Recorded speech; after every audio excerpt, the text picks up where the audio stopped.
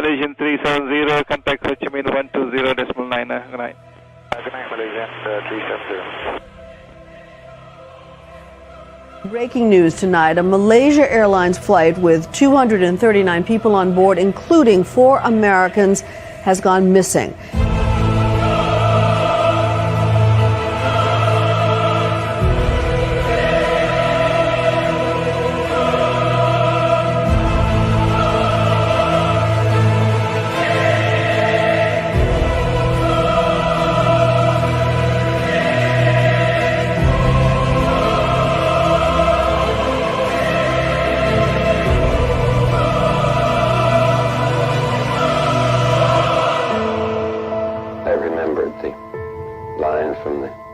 Scripture, the Bhagavad Gita, Vishnu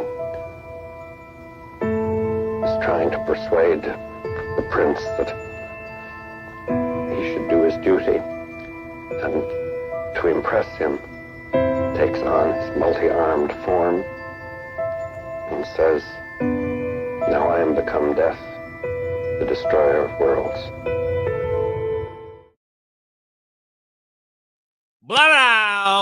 Welcome to the live stream, everybody. I'm your host, Ashton Forbes. If you are here early, I saw a lot of people in the chat. Hit the like button for me, please, guys. Let's get more people in here. We're disclosing the biggest conspiracy in the history of the world and free energy for the world, so seems like it's worthwhile. Great to see everybody in the chat tonight, guys. We are going to be talking tonight about a lot of different things. We're going to be talking about free energy, of course, cold fusion. We are going to talk about the suppression aspect of it. We're going to talk a little bit more about Ken's shoulders. We've got some follow-ups that we have to get to right away. We're going to take a look at interview Hal Puthoff did as well that we didn't get to last time. So let's just get right into it, guys. Let's get right into it.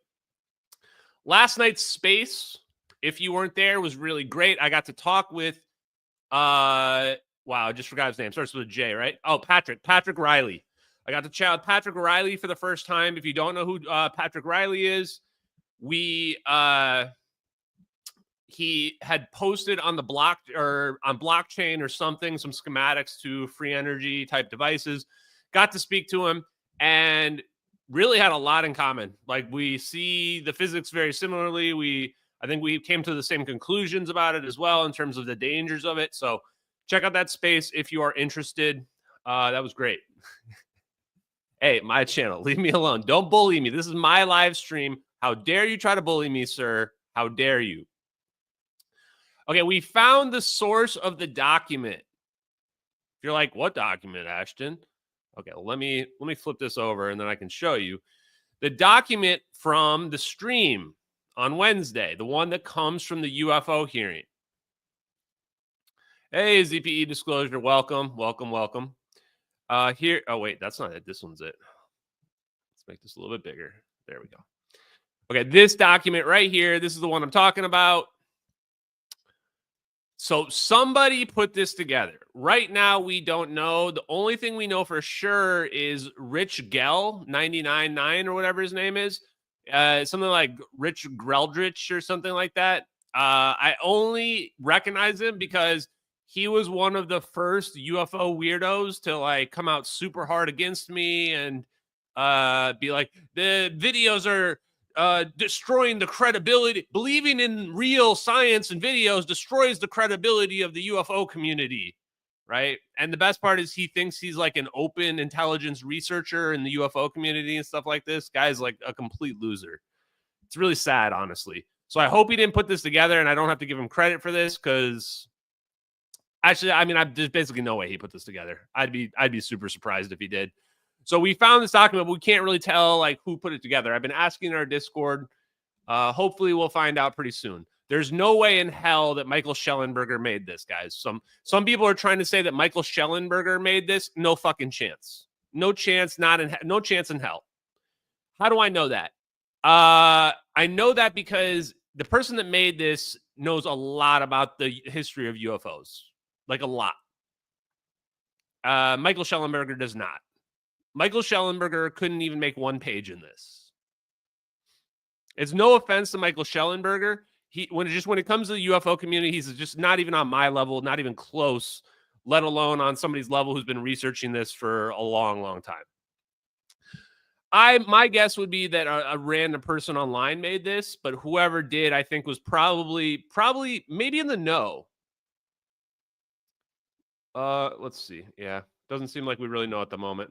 Okay, Richard Geldrich, but I don't think the Richard Geldrich guy is pretty stupid. I don't think that he put this document together. We're gonna find out. Okay, next thing. Stephen Greer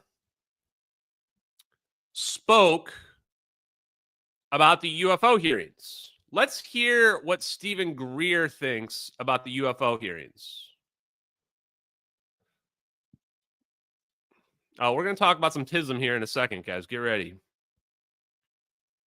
All right, the Washington hearings, Dr. Greer. Yep. What a past few days, and we're in D.C. Yeah, and it's kind of the day after, right? It was what we thought it would be, a nothing burger, because we submitted 23 first-hand top secret guys who've actually handled the material, the craft, all that, and they didn't want to call any of them. Wow.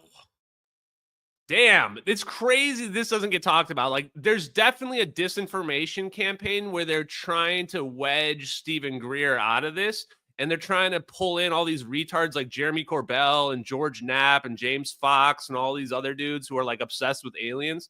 It's super clear at this point. It's super clear. And once again, just because Greer's better than Corbell, I mean, that's not really a high bar to jump across. So don't get too excited. Don't start adding me being like, yeah, but you can't trust Stephen Greer. He does CE5 or whatever.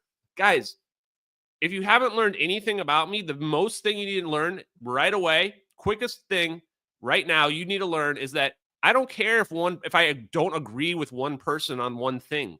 That doesn't mean everything else they say is wrong. This was also happening with Bob Lazar in my replies. Not as much anymore, but a little bit. So what? Maybe if he was wrong about something, maybe he ran a prostitution thing. Who cares? If he didn't go to school, who cares? What is the arguments for the merits of his claims? Is the science real? Are the things that he's claiming, are they true? Doesn't necessarily discredit him. So many people are so obsessed with you have to hold somebody up on a pedestal. And this is what I love about me being the UFO disclosure advocate. People are obsessed with the person who's going to be our disclosure advocate must be a hero. There must be a paragon in the community. They must never have lied. They need to be the ultimate thing. This is what Lou Elizondo imagines he is. Lou Elizondo's a fucking loser. Why do I say that?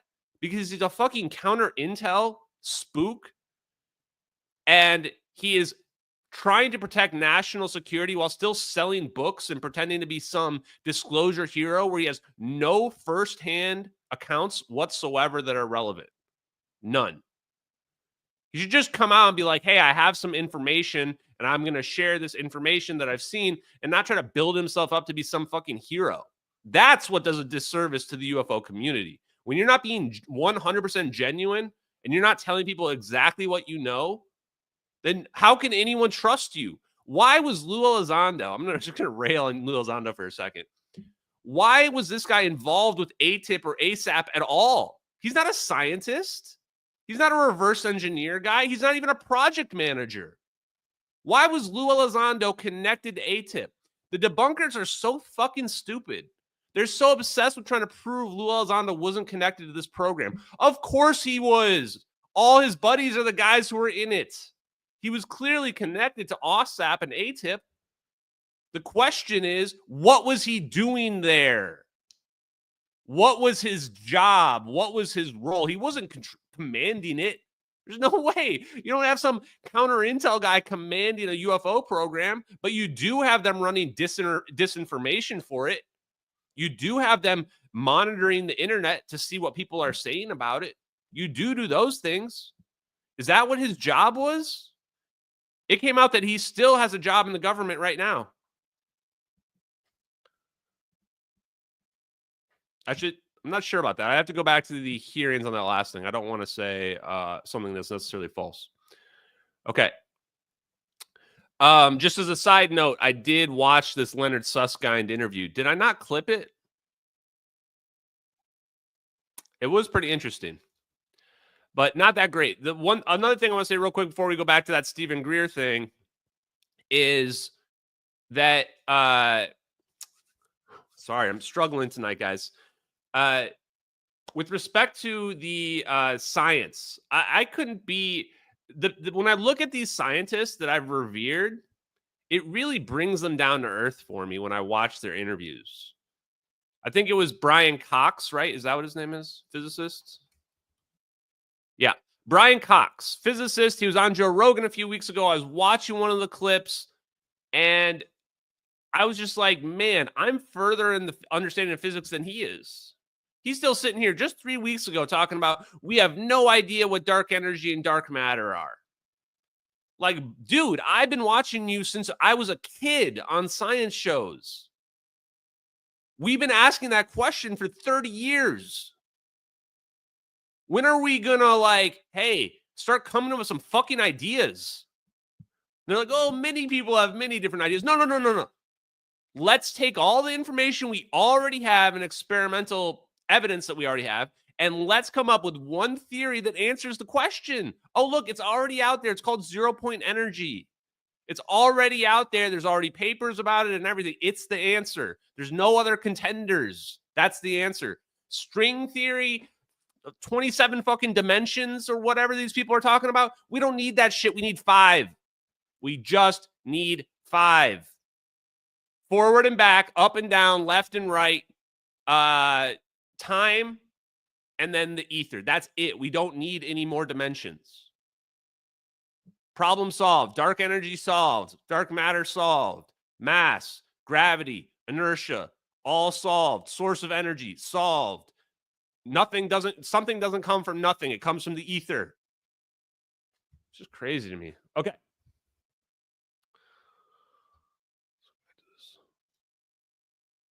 So instead, they called a professional disinformation expert, Luis Elizondo, and some secondhand people who knew very little and whose information, if you go to dpiarchive.com, you'll see, 120 top secret military whistleblowers and others that are there for anyone to see that are 100 times more impactful than the people they had at this hearing. So, I mean, guys, Stephen Greer is telling you the absolute truth right here. Now, when he's saying that Lou Elizondo is a disinformation agent, you can argue that's true as well. You can argue that's true because he's not talking about zero-point energy. He's not talking about the power source. He's protecting national security. He's towing the line. He's doing exactly what he's been given permission to do and nothing more. That's what Lou Elizondo's doing. He admits that's what he's doing. And he talks shit about Stephen Greer for no reason whatsoever and pretended like he didn't know who Stephen Greer was, which is just absolutely just straight up dishonest. It's scummy. And the biggest part about this is that he's saying, why are we interviewing these useless fucking people? Tim Gallaudet, he's a rear admiral. He doesn't know shit. Why is he being interviewed on Congress? Why are we interviewing Lou Elizondo? He's selling a book. He doesn't have any firsthand experience whatsoever. Unless he's going to tell us and show us the 23-minute video, get him the fuck out of there. Why are we interviewing these people? You might as well literally just be interviewing me. There's no difference whatsoever. In fact, I will give you the truth, at least that. As opposed to the bullshit, it must be aliens. We can't understand this physics, duh. So Stephen Greer is saying, why are we interviewing these people that don't know shit? Why is Michael Schellenberger up there? Somebody fed Michael Schellenberger a document about Immaculate Constellation, and he literally asked for permission from the DOD to publish it. You're telling me there's a major conspiracy, but the people that we're going to go to are a rear admiral who doesn't know anything, a guy who's a counterintelligence agent who's towing the line, a journalist who asked for permission from the DOD to publish his paper, to blow up the biggest conspiracy in the history of the world. That's not who I want on the team doing the job. That's not the person. Those aren't the people I want saving me if my life's on the line. The people that I want Hal Puthoff up there, who Lou Elizondo references all the time. Why is Hal Puthoff not being compelled to testify? That's what I don't understand. I mean, I do understand it. It's getting blocked. But you should tell the world that, right? And we can have Eric Davis up there. Salvatore Paez can be up there, or literally anybody in Dr. Greer's archive that are all engineers that are still alive. We missed out on several because they've died now.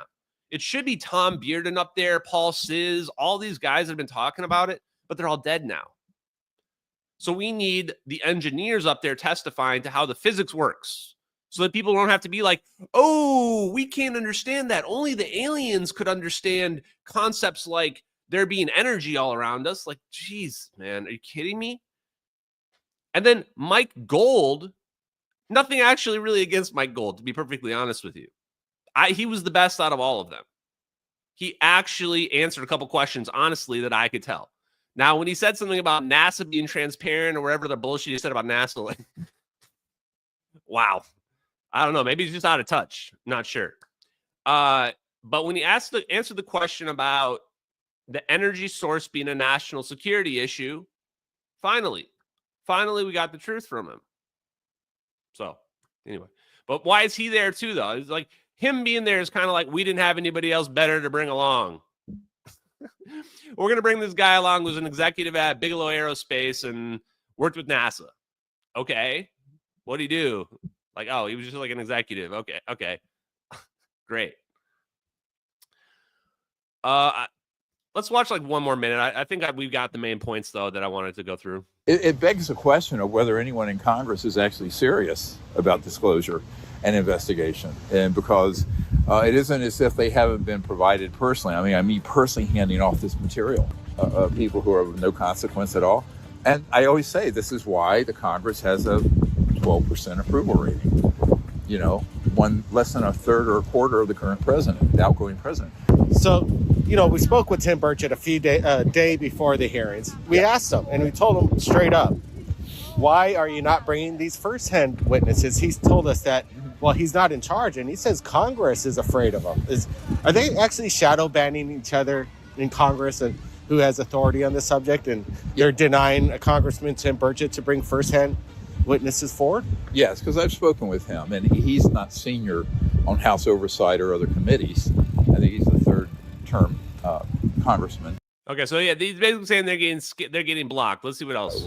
What I'm warning here of is that I think there are a group of people I'm working with who are inside these black sites and in these underground bases that are going to move forward and defect with all the goods and all the evidence before the incoming president can act. And certainly the House has had ample opportunity, and the Senate, to do a proper investigation, and they have not done so. Okay, so that's enough. He's saying maybe people are going to defect. I doubt it. I hope so, but I doubt it. I hope Trump exposes the shit out of these people, if not. And if these people don't admit what they did to the plane and this stuff comes out, I'm going to be advocating for the death penalty for the people that were hiding this. That's my stance. If these people don't fess up before they get exposed, I'm advocating for the death penalty. If they come out before they get exposed and admit it's real, I will be advocating for amnesty. That's how serious I am about this, and pissed off that we have douchebag ass, deep state, covert administrative elite assholes hiding free energy from the world that would change our entire planet for selfish ass, stupid ass reasons. I tell you what, for the faction out there that says, oh, Russia and China and Iran are going to get this, and then they're going to take over the U.S. and subvert us, or we're going to destroy ourselves because we're so dumb. You know what? If that happens, let it happen. If that's how our fate is that wipes us out, we deserve it. We deserve it if that's the case. One of the biggest things I've learned from this investigation over the last year, humans are retarded. We are primitive as hell. I'm not even sure we really belong in this universe. That's how stupid we are. That's how dumb we are. And I think that the people who are hiding this know that. They know that we are idiots. And they're like, they don't deserve it. You might be right, but you shouldn't have hit it. Both sides are wrong in this case. Okay. Just saw a huge donation come in. Doc Holiday. Wow. I promised you 50. I told you you didn't have to do that. I saw you make that post. A man of my word. Thank you, brother. Very kind of you. Appreciate it, man. Okay. Wow. Huge donation. Thank you again, man. Thank you. Great. You know what? There's something I haven't said in a while, which is like, I want you guys to have your money. I don't like the feeling of taking people's money at all. But I make the option available for people that have extra income and they want to do it. But if you need your money, please keep your money. I appreciate it. I'll find some other way. You know, I have another job right now that I haven't lost yet, thankfully. I'm going to keep doing it. So thank you, man. Okay, let's take a look at some Twitter posts real quick. And we are going to get talking about cold fusion here in a little bit. I've also just decided, I'm showing nothing. I've decided to try to format my streams a little bit where we do a little bit of variety at the beginning and then we jump into the topic kind of in the middle.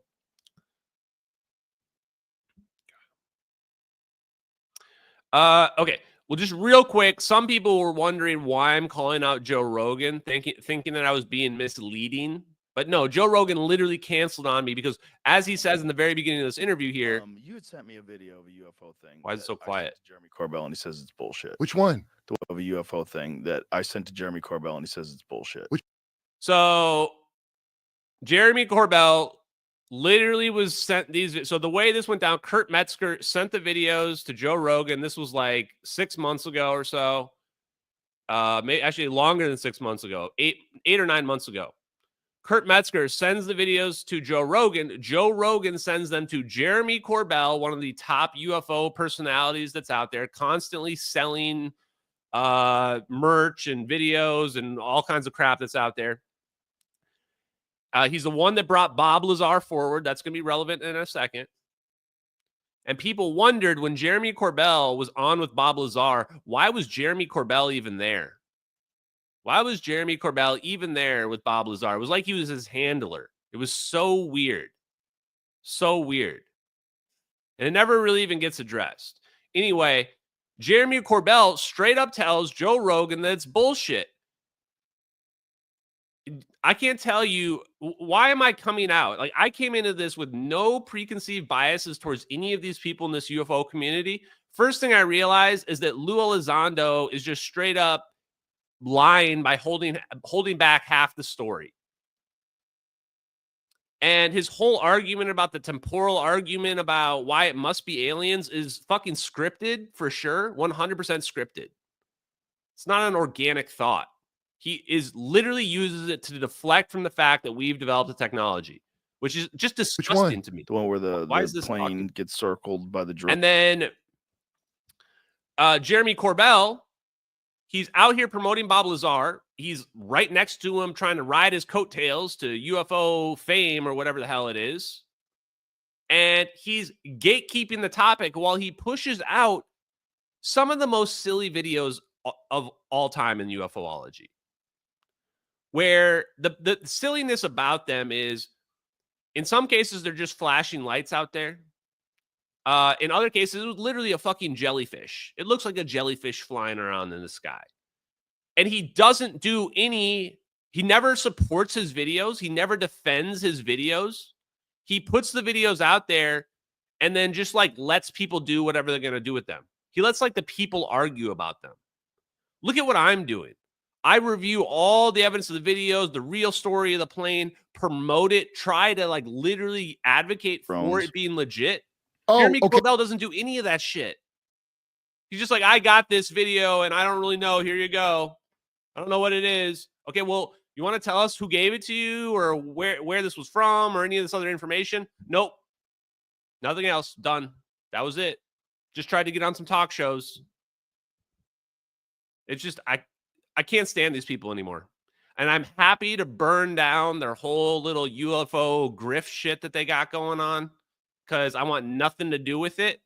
And it's a disservice to humanity that they are trying to, in some cases too, they emotionally take advantage of people who've had emotional traumatic experiences and they try to give them answers, which to me is on the level of being like a fortune teller.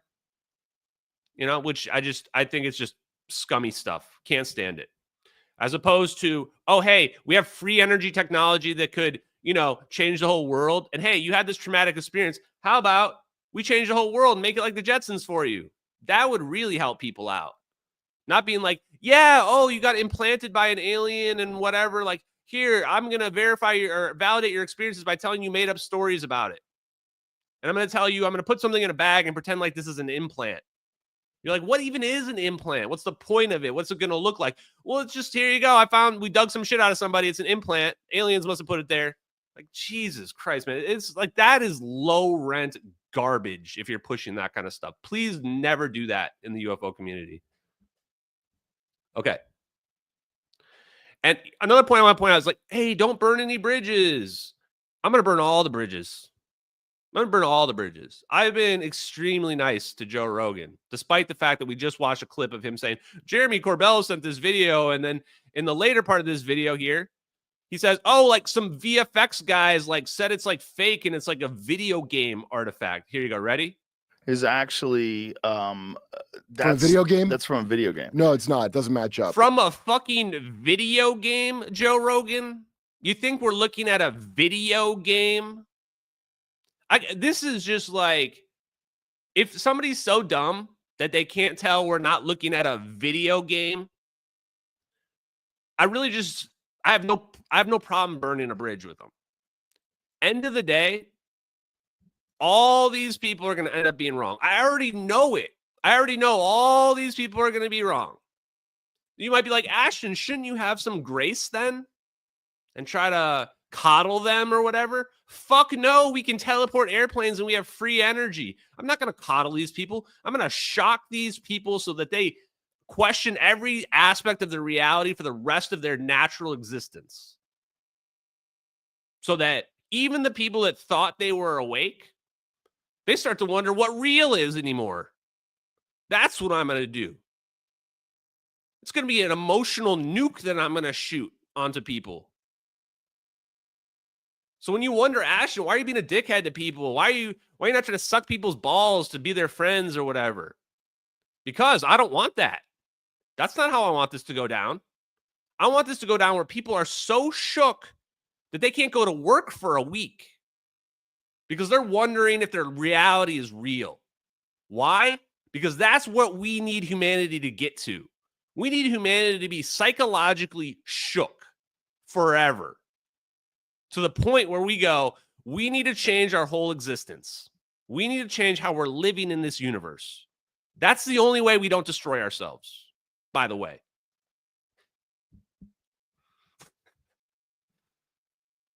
It's true, though. So I wanted you guys to understand my thought process on this. So if people want to get butthurt and they don't want to talk to me and get emotional or whatever, I don't care. If they want to talk crap and make up lies, I don't care. We're going to have the best live stream ever. The best one ever is going to be when the government admits they took covert action on MH370. Can you imagine if that happens in the future? There's an official acknowledgement by the government that we took covert action on MH370. I'm going to be smoking a blunt with one hand, a martini with so many olives that the olives are just pouring off of it, and they're all blue cheese olives in the other hand. And we're going to be live streaming. I might not even have a shirt on. And we're just going to be not even giving an F about if we get banned on YouTube or whatever else. And we're just going to go through people's comments, all the heckling comments and all the people that were saying that it can't be real and that we're idiots for believing it. And we're just going to make fun of them for like 6 hours straight until I get so drunk and wasted that I just pass out. It's going to be amazing. Probably will get 100 million views. Okay, guys, we got a lot to go through. Let's go to some other stuff.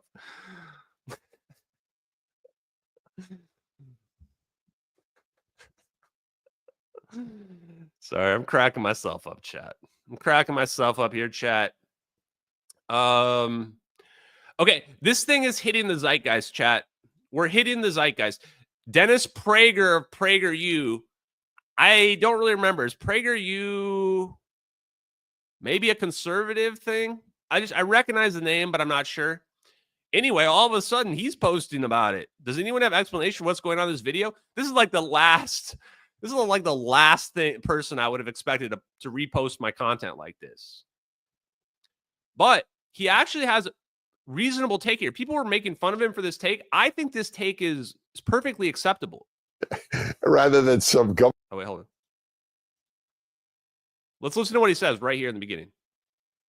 I hope it's aliens rather than some government that can create laws of physics defying flying objects. So let's just start. No offense to Dennis Prager. That's an appropriate response. Unfortunately, it is the government.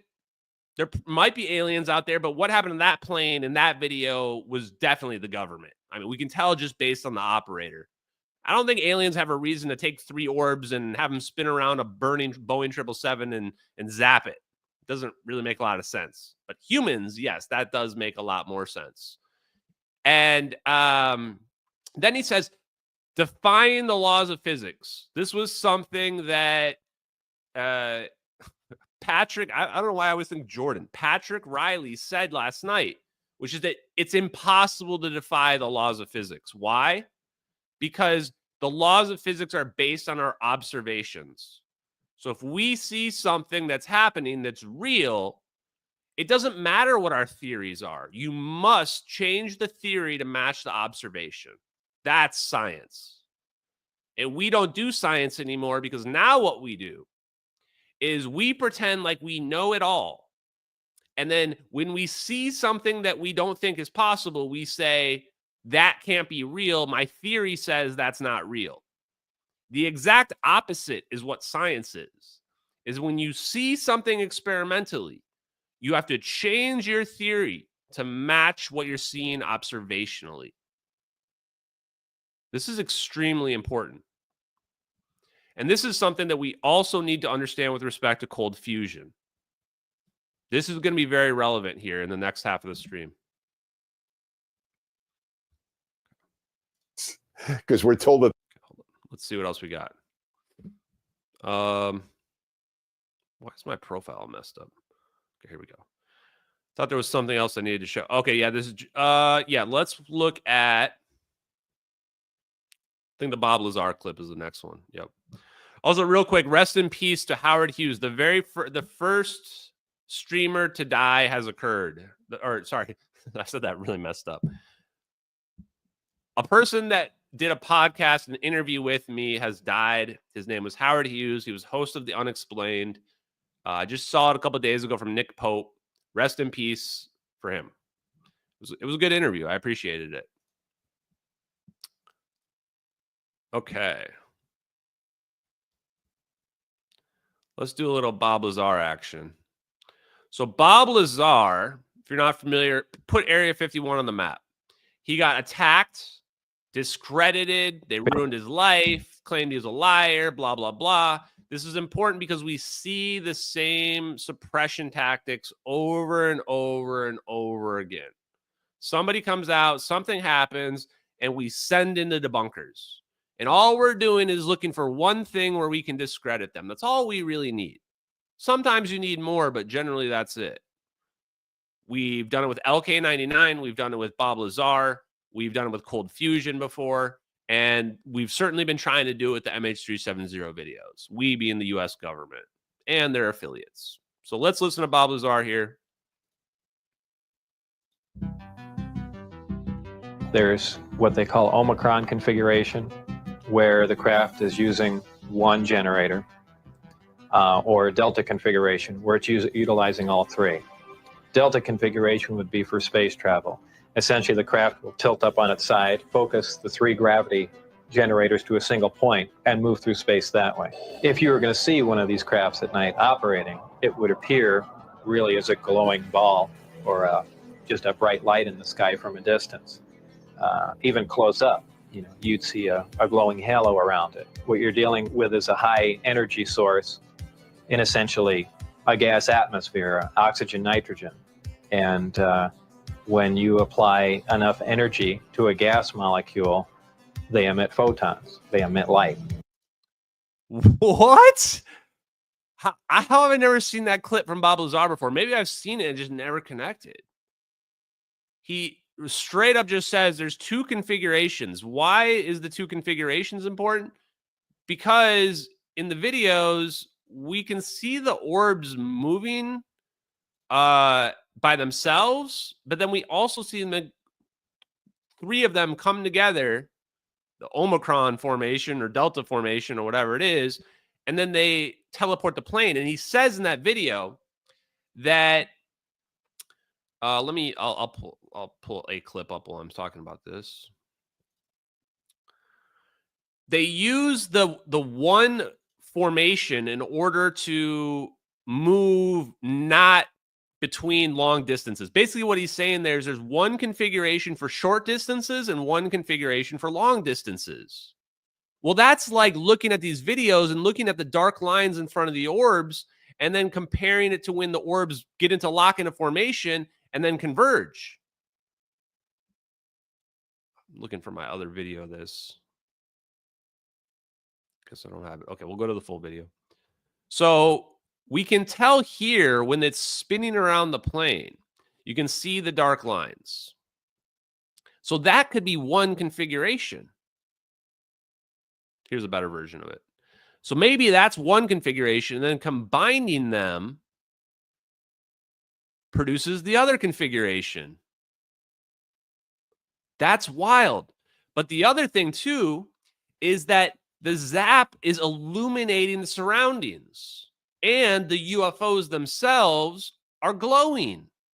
We can see the thermal signature that would indicate that they're potentially producing photons. Light is potentially coming out. Now, I spoke with Bob Grenier. I might show the DMs, might not. It's not that important, but he said, what if the dynamic Casimir effect or the emission of photons is non-thermal? That was an interesting thought. What if they produce light without producing heat? Is that a thing that's even possible? Cold photons, are those a thing? For some reason, when I thought of that, I thought, wow, that's really interesting. There's definitely a scientific provable concept related to this flash of photons that comes out. That might even be the linchpin for proving all the science is real. Dynamic Casimir effect. I'm curious, though. I'm curious on the cold light thing. I'm curious if that's a real thing. Very curious. Okay. Oh, I wanted to go to this next thing. Now, here's the last thing I want to post about Bob Lazar, and then we're going to get into this thing. Actually, we have two more things, and then we're going to start talking more about cold fusion. This is going to feed into it. So this video... Chill out. There's a video that Jesse Michaels just posted not too long ago here that is of John Lear talking about Area 51, Bob Lazar. This is a really interesting story. Here we go. What happened is MJ-12, whose headquarters is S4 up at Groom Lake, wanted to get some information out. And the MJ personnel, the original 12, have all passed away. So they get different people into these positions of MJ 2, 3, 4, 5, 6, and taken over. It's degraded, so it's almost political now instead of like it was when Truman originally formed the MJ-12. It turns out that MJ-1, the head of MJ-12, is a guy named Admiral Mike McClellan. He wanted to get some of the information out because he didn't want to. He thought that some of this information should be out in the public. We don't need to keep all this. Oh, okay, guys. What the hell? MJ-12? Well, what is that? Obviously, the context is this is some gatekeeper deep state people. Is MJ-12 real? I kind of thought that was some kind of conspiracy theory thing. But he's basically saying that this whole thing is set up with Bob Lazar by this MJ-12 group. Secrecy. So he decided trying to figure out a way to get it to the public. So he knew that I was a blabbermouth and I would tell anything I knew. They investigated Bob Lazar and they knew that he was a genius, but that he had a background such that they could instantly discredit him. Okay, that's basically exactly what Tom Bearden said about how they get you. That's why I found this so interesting, is that this John Lear guy's coming out and saying they knew that if I was told something, I would blab it. And they knew that if Bob Lazar is the guy that's coming out with it as the source, they can discredit him easily because a lot of these scientists that work for them, some of them don't even have degrees. Some of them don't even have degrees because it's not about how much you studied. It's about whether or not you understand the universe correctly and you can see through the propaganda bullshit. But they knew that they could use that against him. And they also knew that he ran a cat house, they call it, prostitution house. And they knew they would be able to use that against him as well.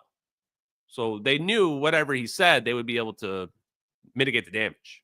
They removed all his records from MIT, from Caltech, so he couldn't prove anything. He'd go back to Cal, and no, I don't see any records here. And, well, I was here. Well, no, you weren't. And he also, up in Reno at one time, he ran a cat house there. I forget what the name of the Honeysuckle Ranch it was.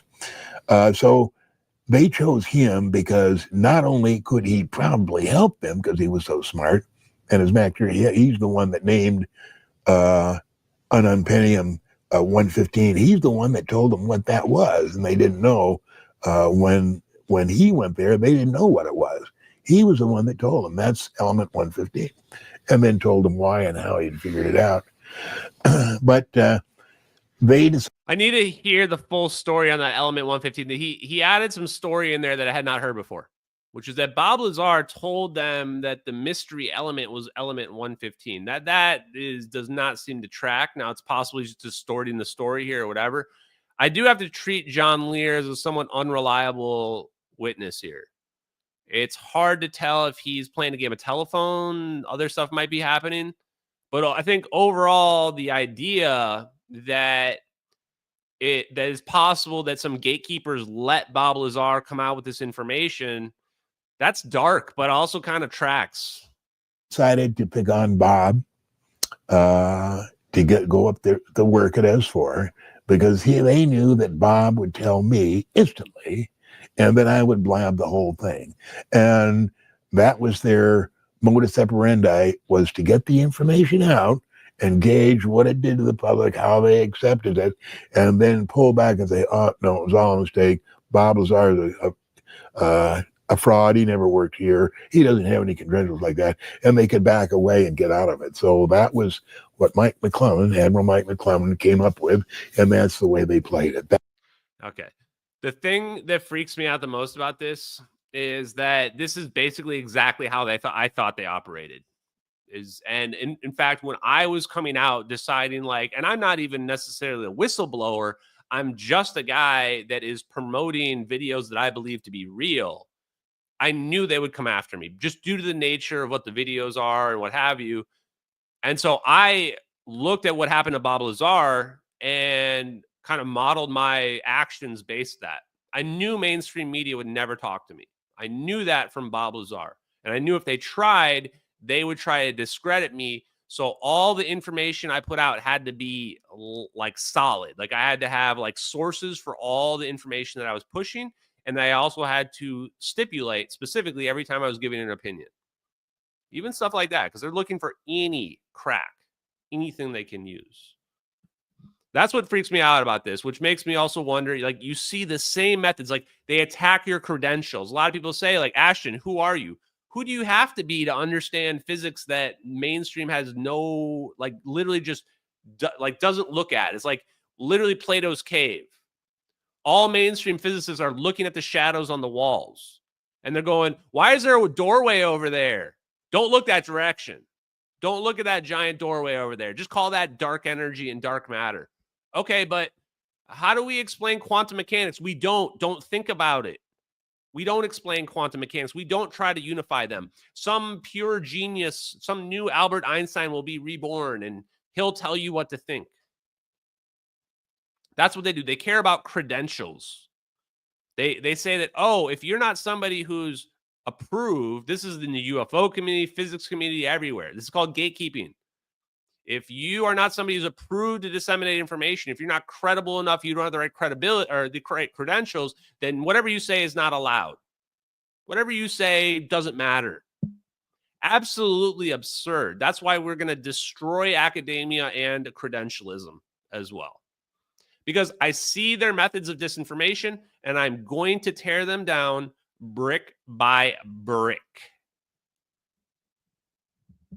That's my plan. So just like when I said, why are you not nice to people? Why are you not trying to butter up and network with everybody? It's all for the same reasons. I'm going to tear down every single stigma that's out there.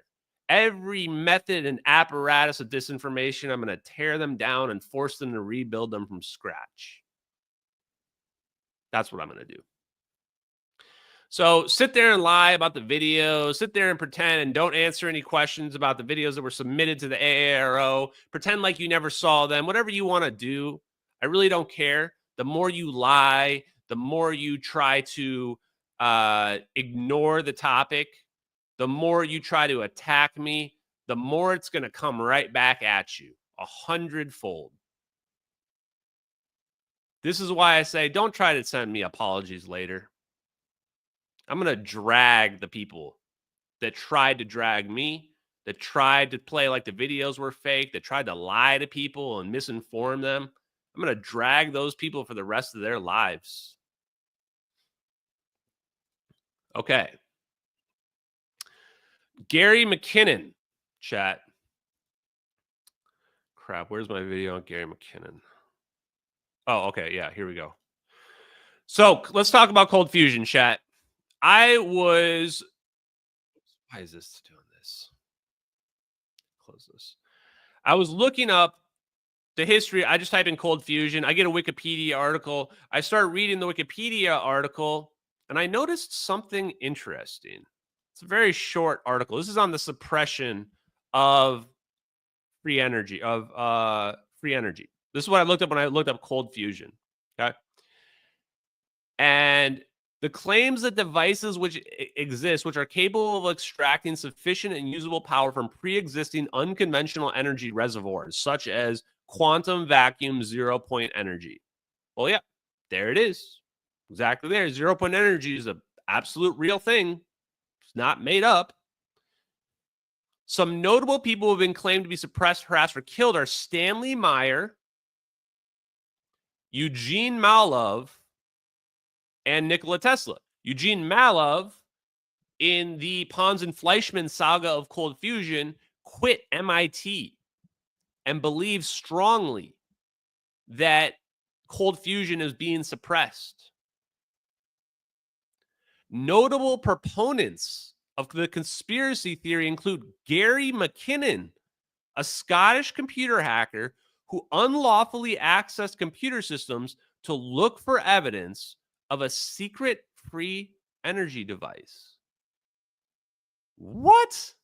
I didn't know Gary Mckinnon was out there promoting free energy.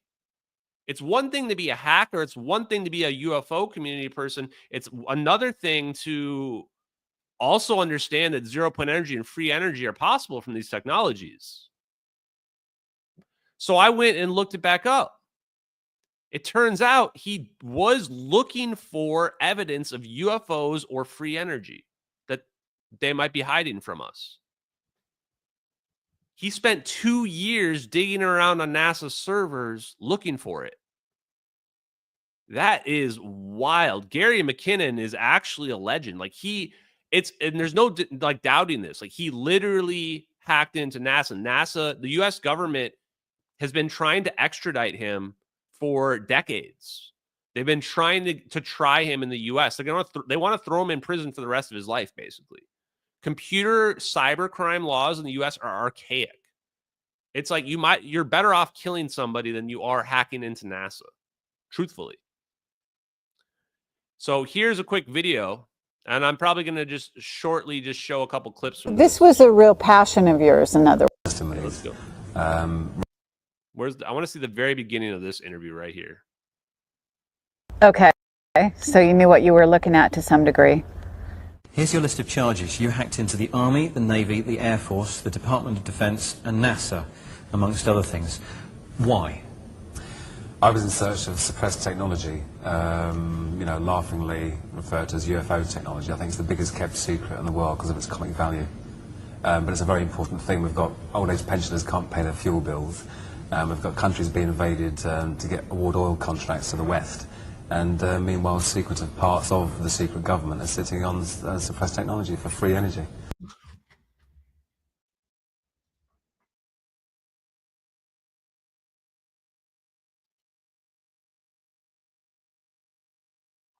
Okay, what?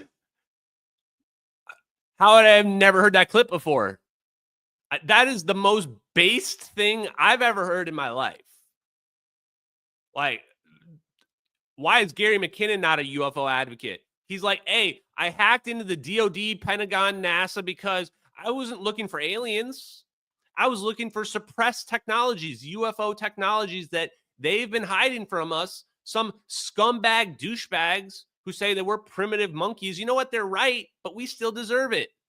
They've been hiding it from us, and he's been doing it because he wants to improve the world, because we have people struggling. How weird is this? I've been saying I want to help people because we have 670,000 homeless people in the United States alone. 670,000. And you know that number's low. It's probably like 2 million. People suffering, starving, the mental toll it takes on them. And we do nothing. We just throw money at the problem, and then rich people steal the money and do nothing with it.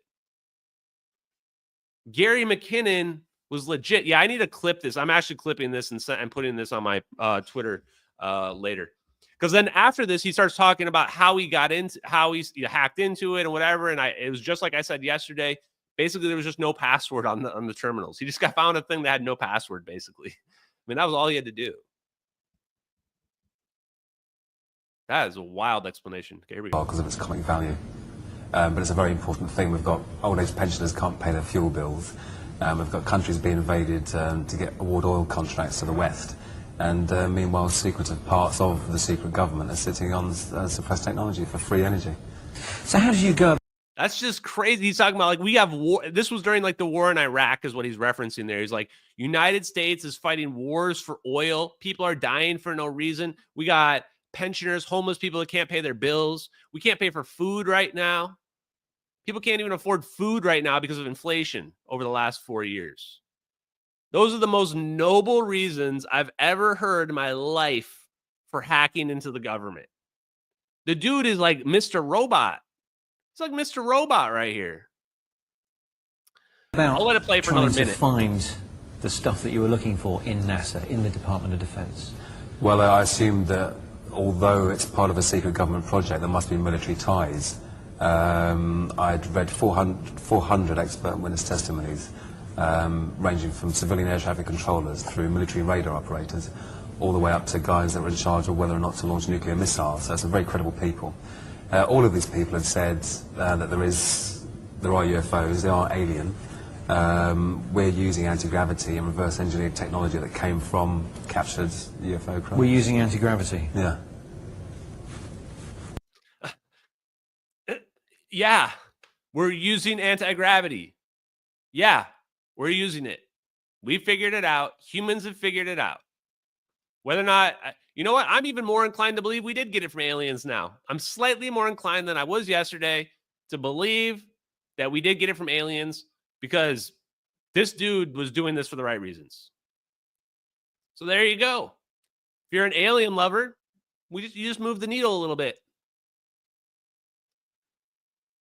Okay, let's get into some of the other free energy stuff. So we're going to watch a little bit of a clip of this video from Bobby Broccoli that I was tweeting about yesterday. And you may ask, Ashton, why are we not watching the whole thing like you normally do? Well, at the end of this video, for basically no reason whatsoever, Bobby Broccoli decided to take a shot at several scientists. And one of those scientists was a guy named Brian Josephson. If you look up Brian Josephson, pretty credentialed guy. His criticism of Brian Josephson as a pseudoscientist is because he was interested in consciousness and connected to the quantum phenomenon. to quantum mechanics. That's your criticism? That's your criticism. So instead, I'm never going to watch any Bobby Broccoli videos after this. I'm only going to show a couple clips from this video, and I'm going to summarize kind of the story of how cold fusion, Pons and Fleischmann played out. I can't stand that kind of low rent bullshit when people are NPCs that try to take shots at serious scientists. And you may say, Ashton, why do you care so much about this guy, Brian Josephson?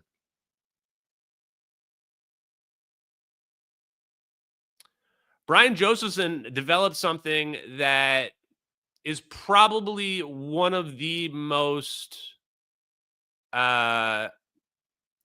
critical and important microelectronics advancements of the last 50 years.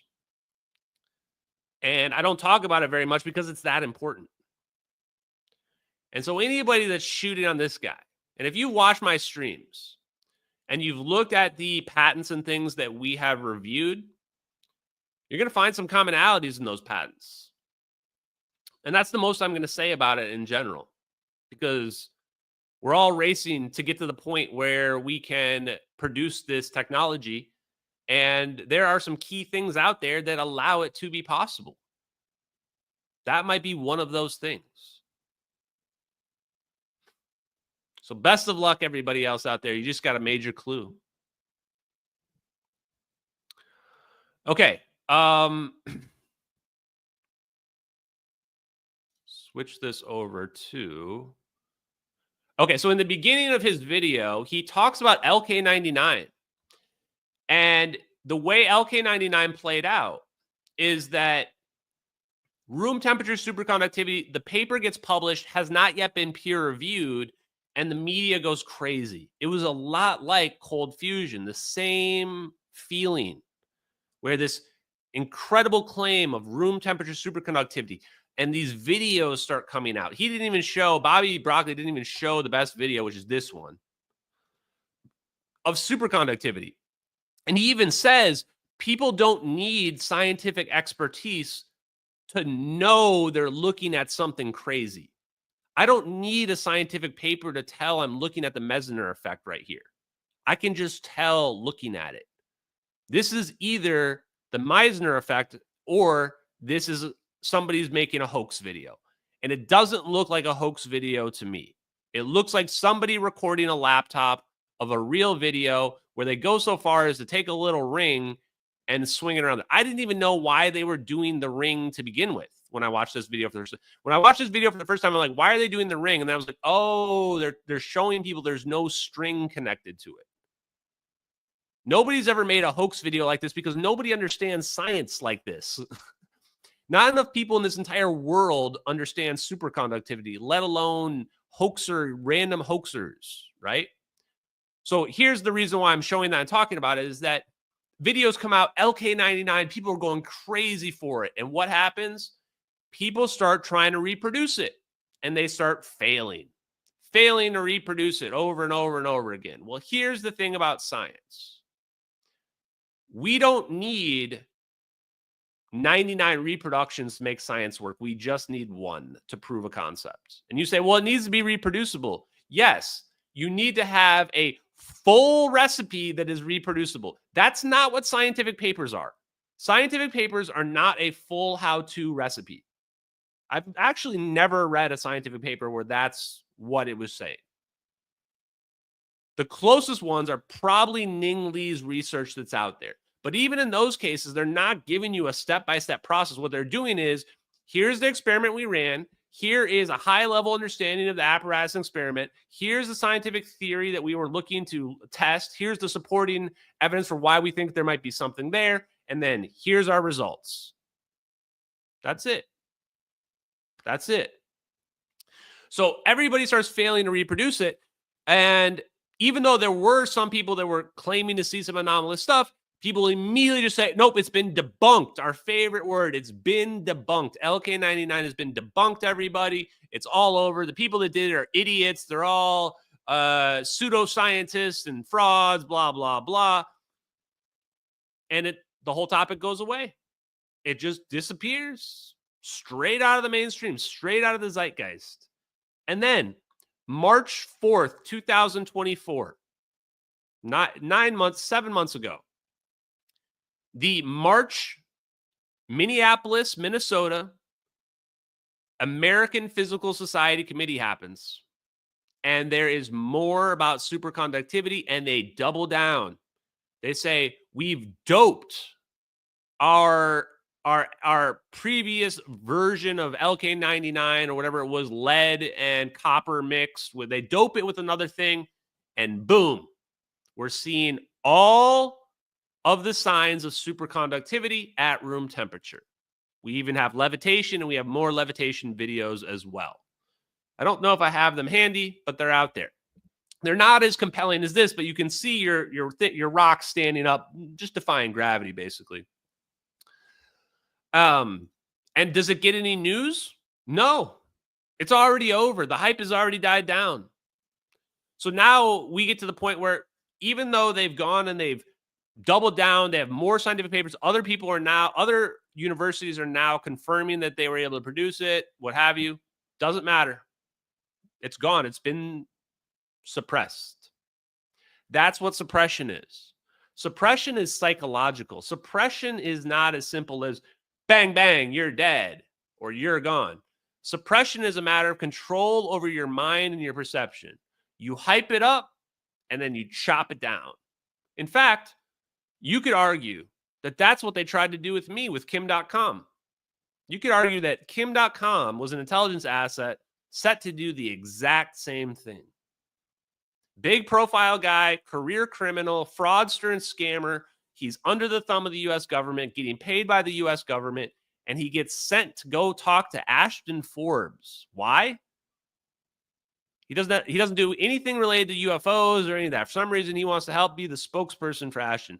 And then immediately, without anyone ever meeting the bounty that he had set up, he never had to pay out a bounty because there is no hoaxer.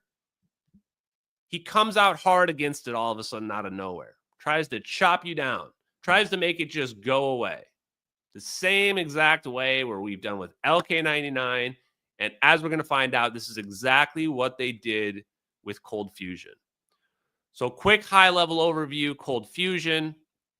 Pons and Fleischmann came out in 1989. They didn't have their paper peer-reviewed. Everything got crazy. People started reproducing it. Labs started reproducing it everywhere. But then the DOE, Department of Energy, came along. MIT came along. And they said, we can't reproduce it, therefore it must be fake. Okay. And they did more than that, though. They started setting up commissions. This thing got completely out of control. Pons and Fleischmann went to Congress to get money. They went to the government to get money to get funding for it. Hot fusion was getting billions of dollars in funding at major universities. All they wanted from cold fusion was a few $1 million. They just wanted a few pennies. The DOE starts setting up a commission to review all the people who are claiming that they're finding cold fusion, including basically surprise appearances at their labs. I'm not joking. 100%. They basically set up an inquisition for anybody that claimed it was real, and then they went and debunked their claims. And again, I'm not joking at all. 100% serious. Listen to this next part. They went to each of the labs and they found reasons why their experiments must have been flawed. And they came out hard against them and claimed that, no, you forgot to stir the tank. That's why you were seeing a temperature difference. Or your thermometer was secretly heating the tank. They literally said this in some cases. They said, your thermometer is this weird kind of thermometer where there's a slight bit more energy on the weekends, and therefore it's heating up the tank. And you're seeing anomalous temperatures from that. What? Are you fucking kidding me? Like, okay, you can make that claim, but how do you prove that? Oh, they don't have to prove it. They don't have to prove anything. All they have to do is cast doubt on various aspects of the apparatus that people set up. And guess what happened next? The people all caved. They started retracting their papers. Yes, there were over 60 recreations. The DOE set up an inquisition and started forcing the people to retract their papers by debunking their experimental setups and configurations. Wow. Wow. In some cases, there may be merit to the arguments. The one that I thought had the most merit was that some of the apparatus were simply not sensitive enough. That the instrumentation in the 80s was not that great compared to now. So in those cases, they were saying like, oh, well, you know, and some people found that if they took the apparatus and like picked it up, they would see anomalous readings even with that when they didn't expect it. And they thought, oh, okay, well, you could argue then that you're going to see these extra neutrons or whatever they were looking for with anything. You would always see it because the apparatus itself, the measuring apparatus, was messed up. I couldn't believe it when I was watching it. I went, wow. And we're going to watch the clips here in just a second. But the last thing I want to say is this. We're also, the thing that I'm really thinking about with respect to cold fusion is whether or not we really understand it correctly. We are looking at cold fusion from the perspective of hot fusion. We've been looking at it like the same way that hot fusion is going to work. We're expecting it just to work at lower temperatures. But is that really what cold fusion is? Pons and Fleischmann didn't even coin the term cold fusion. Cold fusion itself is actually a misnomer, just like free energy. I think it's going to turn out that maybe none of the methods that people have been looking for cold fusion are correct, because it takes a different model of the universe to understand how it's possible. And in our new model of the universe, our etheric model of the universe, where free energy is possible, we don't have to obey the law of conservation of energy anymore, because we can borrow and exchange energy directly from the ether. And if that's true, all of the assumptions about how fusion would work are wrong. They're all wrong. We don't have a situation where we have to have two elements fuse together, form a new element, and then the excess energy, the energy difference comes out. We're not limited to that anymore. Think about that for a second. This is profound. So I'm going to say it one more time. Our current understanding of hot fusion is that we're going to have two elements fused together. They're going to form a new element, and then they're going to release a little bit of energy. And that energy plus the new element equals the total mass energy of the elements beforehand, because we're obeying the conservation of law of conservation of energy. But what if it turns out that we can borrow energy from the ether? If that's true, now there's a new variable that we have to add into this equation: the addition or subtraction of energy from the ether into our observable environment. If that's a new factor in our equation for fusion, whether it's hot or cold, now it changes everything about the experimentation. It changes the results that we're expecting to see. We don't necessarily need to have fusion occurring, and we don't necessarily need to see excess energy.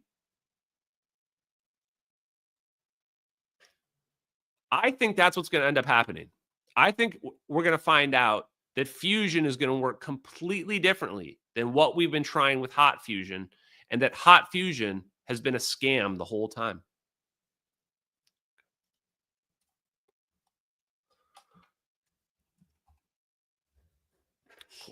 I'm probably going to clip that tomorrow too, guys. We'll see. I always say that, and then I never do. Okay, let's switch over to the video. Where is it? Where you at, Bobby Broccoli? Here we go.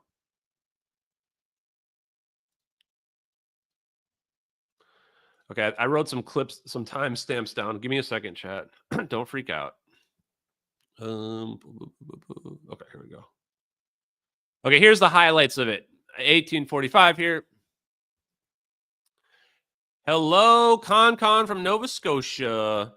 I love that people watch me from like all over the world too. It's pretty sweet. Okay, 1845. I will say that I'm very jealous of this guy's graphics. Probably around here. Fast forward. If you wanted, you could tell the story of cold fusion week by week, all the way till the end of 1989. I'll leave that for the books. Instead, I'll cover the highlights. In April, the Secretary of Energy, James Watkins, had ordered all 12 of the US national labs to work on cold fusion, and he had asked for weekly progress reports. In the meantime, he had also ordered the creation of a dedicated panel to investigate the issue. You just heard it, right? April of 1989, okay? So April 1989, they form a panel to investigate all the claims of cold fusion. That sounds like an inquisition to me. And he ordered all the labs to start researching it. That's pretty wild. Okay, let's keep going. This panel was led by John Huizenga, an alumnus of the Manhattan Project. He assembled a group of 22 members, including Richard Garwin of IBM, Steve Koonin of Caltech, and Darlene Hoffman of Berkeley. Their job was to review the data of all labs reporting positive results. And Look at that. Their job was to review all the labs reporting positive results. That does not sound unbiased to me. An unbiased panel would be looking at all the results overall and trying to statistically model them to determine if there's really something there. Instead, no, they were setting up a panel to only review the positive results, and their goal was to debunk them. That is messed up. I'll replay it again for you guys. Chill out. Here we go. In April, the Secretary of Energy, James Watkins, had ordered all 12 of the US national labs to work on cold fusion, and he had asked for weekly progress reports. In the meantime, he had also ordered the creation of a dedicated panel to investigate the issue. This panel was led by John Huizenga, an alumnus of the Manhattan Project. He assembled a group of 22 members, including Richard Garwin of IBM, Steve Koonin of Caltech, and Darlene Hoffman of Berkeley. Their job was to review the data of all labs reporting positive results, and in several cases, they had members visit in person. To avoid They had members visit in person. They did surprise appearances to people that were reporting positive results on cold fusion. Accusations of bias, the panel consisted of a mixture of nuclear fusion physicists, electrochemists, and everything in between. Oh, so guys, there's no bias, guys. Guys, just to get rid of the bias problem, because we're building a literal fucking inquisition to debunk all the people with positive cold fusion results. We're going to add a bunch of academics. We're going to have a bunch of egotistical, narcissistic academics from all fields of physics. Oh, great. Well, that'll solve the bias problem. I'm sure a bunch of people whose whole lives are going to be found to be fraudulent are totally going to be unbiased against the idea of cold fusion and free energy. Accusations of bias would be made regardless, many of them by Stanley Pons. Fusion scientist Stanley. Okay, let's go to the next clip. Basically, the DOE screwed them over. Oh, this part, I think this is the part right here. There's this weird Alice in Wonderland thing that they decided to remove. But before that, there's something here that basically potentially shatters the report that the DOE ended up writing. There was one bit of internal drama. One of the two co-chairs, Norman Ramsey, had been largely absent from the panel for most of its tenure. When he took the role on, he made a note to say it seemed, quote, a terrible job. And according to John Huizenga, his co-chair, Ramsey spent most of the summer abroad. And so this guy Ramsey is the co-chair. He doesn't even want to do the job, probably because he realized it's going to be a shit show. And what I want to point out is that this was a shit show from all sides. It was not just the DOE. Pons and Fleischman acted like douchebags. They were not ready for the media attention. They were not ready for it. They were thinking they were going to be treated like stars. We see the same mistake time and time again. Same mistake Bob Lazar made. He thought everybody in this planet is smart and they'll see through the bullshit and they'll be able to discern fact from fiction and that he'll be treated as a hero. Pons and Fleischman saw the same thing. They thought, look, we just saw something that's crazy. Can we get money to figure out where it's coming from, how it's working, how we can make it better. And they thought people would act normal. Nope. Humanity are primitives. We're cave people. We're tribalistic. It's not really certain whether or not we even deserve to live in this universe. And so we attack them. We attack their credibility. We question every aspect of everything they do. And Pons and Fleischman cracked. They cracked.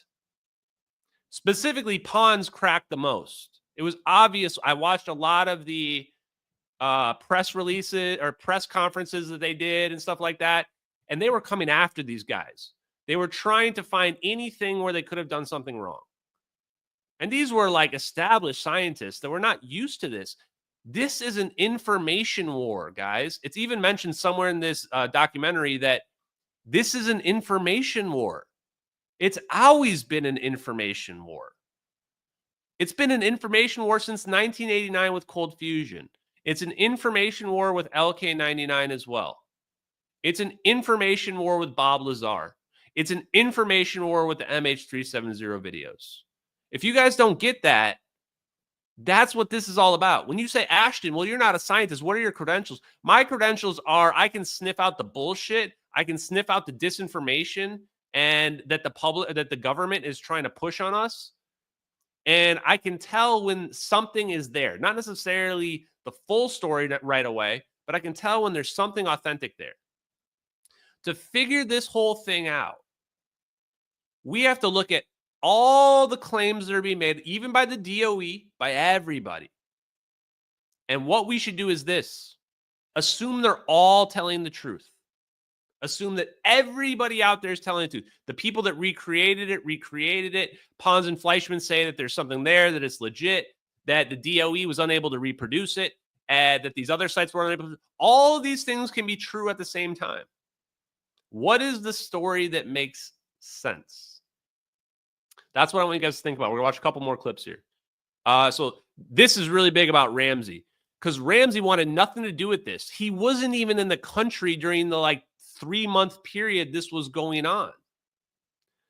This was only going on, this whole Inquisition. This is the other thing. The whole Inquisition only goes on for a few months. You're like, wait, doesn't science take years? Where you have to reproduce your experiments over and over and over and over again? No, because this was an information war. This was a mechanism to make people stop looking at this area of science. That's the conclusion I came to. Later in the year, he won a Nobel Prize and was even less available. When they were drafting the final report. So this guy is the co-chair. He won a Nobel Prize that same year. I'm going to answer this super chat question right after we finish this clip. He blindsided them by announcing that he was going to resign. So all of a sudden, before the DOE issues their final report, Ramsey says he's going to resign. That's great. Can you imagine the co-chair of the DOE's cold fusion analysis resigns right before the papers, their final report's going to be submitted? Everybody would immediately think that there's some fraudulent activity going on, that this guy must be stepping down because he's displeased with the outcome of the report. And you guys know what the report's going to say. The report's going to say that all of it's fake. That's what the report's going to say. We know that. This is wild that this actually happened. Having such a high-profile member resign right before they published would severely undermine the credibility of the report. So get this. Some of you guys might be saying, well, Ashton, you're reading too much into it. How do we know that the guy was upset about their findings? Wait for it, chat. Ramsey was willing to stay on if they included a preamble he wrote, which was much less negative about cold fusion than the rest of the report. Buzzing. He only agreed to not resign if he gets to write a preamble about cold fusion that is not as negative as the rest of the report. I mean, what more evidence do you need, chat?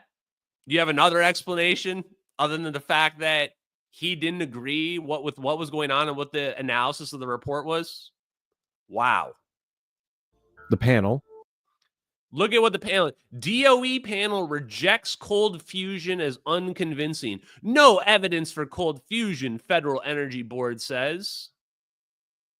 Is it weird that it's the government telling us that science is not real? This is literal science denialism.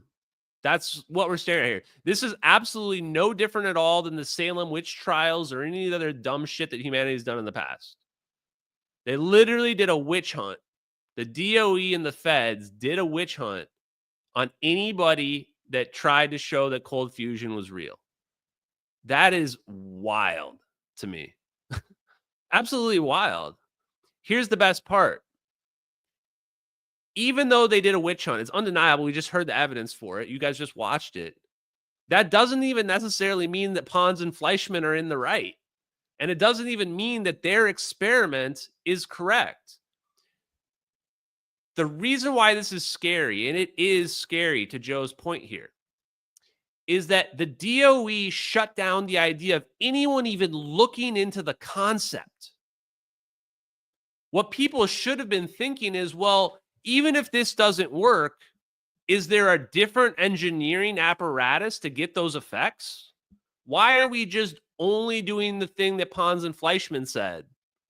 Okay, put some palladium rods in some heavy water and put a current through it. Okay. Is there other ways to do that? Maybe there's a more efficient way to do it. Isn't if instead of just saying it's fake, isn't that the logical scientific approach? Instead of saying these people are frauds, what if we say they saw something? Now we have to figure out how do we show what they saw? Or try to figure out what is the underlying physics that could allow for this to be possible, and then think, well, maybe there's another way to pull off the same thing. This is why I say the whole thing's a shit show. This is why I say all of academia deserves to be thrown in the trash. I'm not even really on Pons and Fleischman's side on this, but I do think that they deserve to be vindicated for the terrible way that they were treated. I think that they were not ready for how this would play out, how the attacks would come, and how it was going to be an information war. I don't think they were ready for that.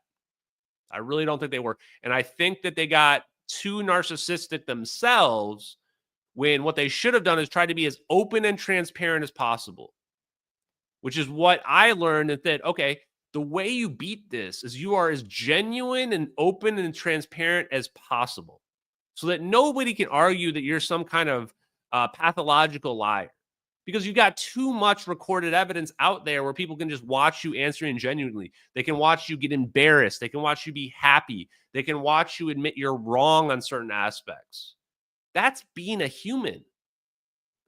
That's what Pons and Fleischman didn't do correctly. They were refusing to, they weren't answering all the questions for people. They weren't getting back to people. They weren't making themselves fully available. There was even a situation where when they went to the lab, Pons and Fleischman started acting super sketchy about the cells and stuff like that were there. So they started like immediately acting super shady about the whole thing, which is like, that's not going to help. Maybe they were mad or whatever. I don't know. Okay. Just looking here. Yeah, I see the part right here where they went to the lab. Let's just see if this is the part. With the vote of confidence, Attorney General Paul Van Dam says, despite news reports to the contrary, the experiments are now legally, scientifically confirmed. This is pretty crazy because it goes into the details here. But what I just heard right there is that some of the people were like still rolling with it. They were just like, fuck you. I don't care what you said in your panel or whatever. We're just going to keep doing it. We're going to keep rolling with it. Your intimidation tactics don't work on me. We're going to approve the results, what have you. Because again, it's just it's an information control situation. Now, this documentary goes into like, how did it play out after this? Basically, the way it played out after this is like this. The cold fusion people got so ridiculed that they had to rebrand into low energy nuclear reactions. They had to rebrand it, which is a better name, probably. Honestly, it's probably more accurate. It's not a misnomer like cold fusion is. But they basically were thrown to the corners of the earth. Pons and Fleischmann continued to do their work. They ended up getting funded under the Japanese government, under Toyota, I believe it was, for several years. And then they had a falling out, and they never talked to each other ever again after that. No one really knows exactly what the reason for the falling out was.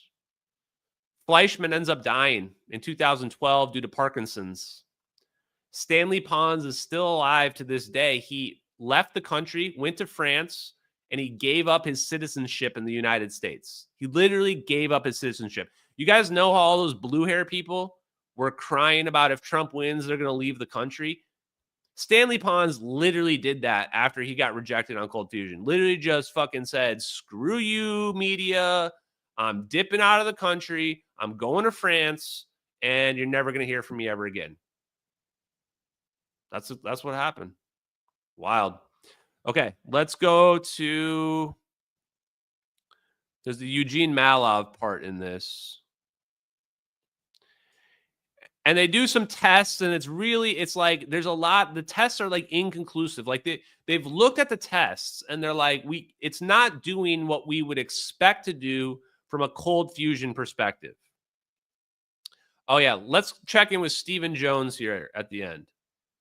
So Stephen Jones, if you guys remember from our last stream, Stephen Jones was the guy that was doing muon catalyzed fusion, and he said there was no excess energy. That's all bullshit. And that like Pons and Fleischmann aren't doing it correctly. Their form of fusion's dumb, and my form of fusion's the real form of fusion, and I'm the person who really discovered it.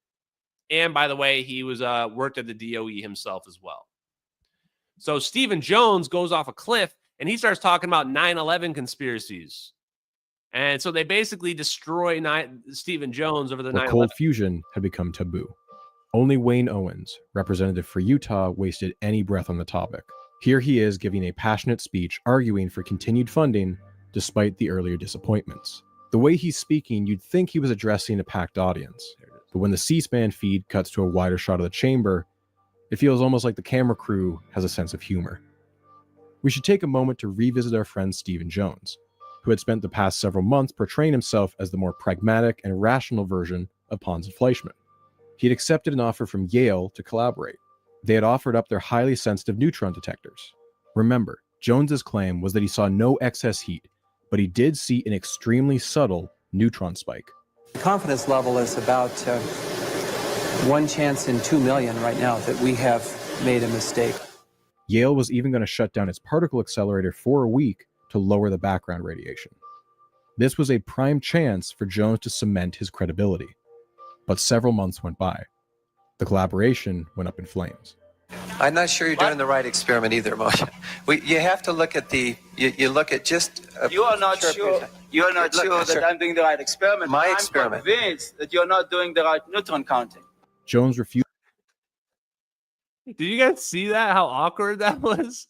You see how awkward that was? These guys. Oh wait, why doesn't it go to them? They're there. These guys are like yelling at each other in some kind of conference. Like this whole thing was a shit show on all sides. I don't think I've ever seen a bigger academic shit show. Like just burn down academia and let's just start over from scratch. That's how bad this was, guys. Let's hit the super chats. Michael, $5 donation. Keep up the good work, Ash. And serious question: how do you manage to stay so grounded while exploring these topics while getting so much pushback? Great question. You just don't give a shit. You just don't give a shit about any of the Redditors, the debunkers, or any of the other stuff. With respect to staying grounded, the bigger question is, and honestly, I just have so much experience dealing with trolls. Like you have to realize, I'm 42. Internet didn't exist when I was born. Didn't exist. And I've seen the whole internet. When I was younger, I used to spend a lot of time arguing with trolls on the internet, going back to fark.com and then Reddit before it was dog shit. And then I kind of gave up on it. I decided it wasn't worth it anymore because I realized a lot about people is that people are generally just scummy, terrible human beings when they're hidden behind anonymity. And when you meet them in person, then they can be good people, you know? And it's like, even the people that you would argue with and be vitriolic with on the internet, you can talk to them in real life and you realize, oh, like you were just trolling on the internet. That's just kind of what people do. People just act like douchebags they would never act like within the real world. And when you look at it from that perspective, You know, you don't really care, but at the same time, you can just treat them the same way, right? If they're going to treat you like crap, then treat them like crap too. It's the Wild West out there on the internet. What are they going to claim? You hurt my feelings? Yeah, well, you shouldn't have been an asshole, right? It is what it is, chat. The other thing is that when you understand there's this technology that is so advanced that could be free energy for the world, how do you do normal jobs, normal stuff? How do you live day to day? You just accept that life is what it is. This is a simulation. This is a hologram that we're living in. We're playing a video game where you don't want to die. You want to live and enjoy the video game as long as you can enjoy it. Enjoy it for what it is. We are a primitive group of retards that knows practically nothing about our universe, that might not even deserve to exist on it. You know what? Just enjoy the little things. Enjoy hanging out with the people that you care about. Enjoy watching the sunrise. Enjoy watching the water flow down the river. Enjoy life and animals and taking your dog for a walk. That's what I do. End of the day, whether or not we achieve anything from this, I don't care. I'm just going to try my best. That's all. I have no idea what's going to happen, but I'm going to try my absolute best. Thank you. CH, thank you for 20 euros. Thank you. Appreciate it. Great donation. Love it. Please take a look at what Bob Greenyer says about the iron crenulated, I think is what it is, crenulated microspheres and EVOs. You can literally see how they interact with matter and some spin in a helix pairs inside 3 LENR reactors. Yeah, I'm already familiar with this, actually. When you're talking about the stuff, you basically, CH is talking about the metals and stuff like that, where they've been able to like bend them and rip them to shreds. And this is what cold fusion really is. Cold fusion is this phenomenon that we see going on related to plasmoids. And plasmoids stand for plasma toroids. Plasma toroids, plasmoids. And we see it doing things we don't understand. We see it disappearing matter. We see it transmuting elements. And in some cases, producing excess energy. You know, so how do we explain this? This is cold fusion.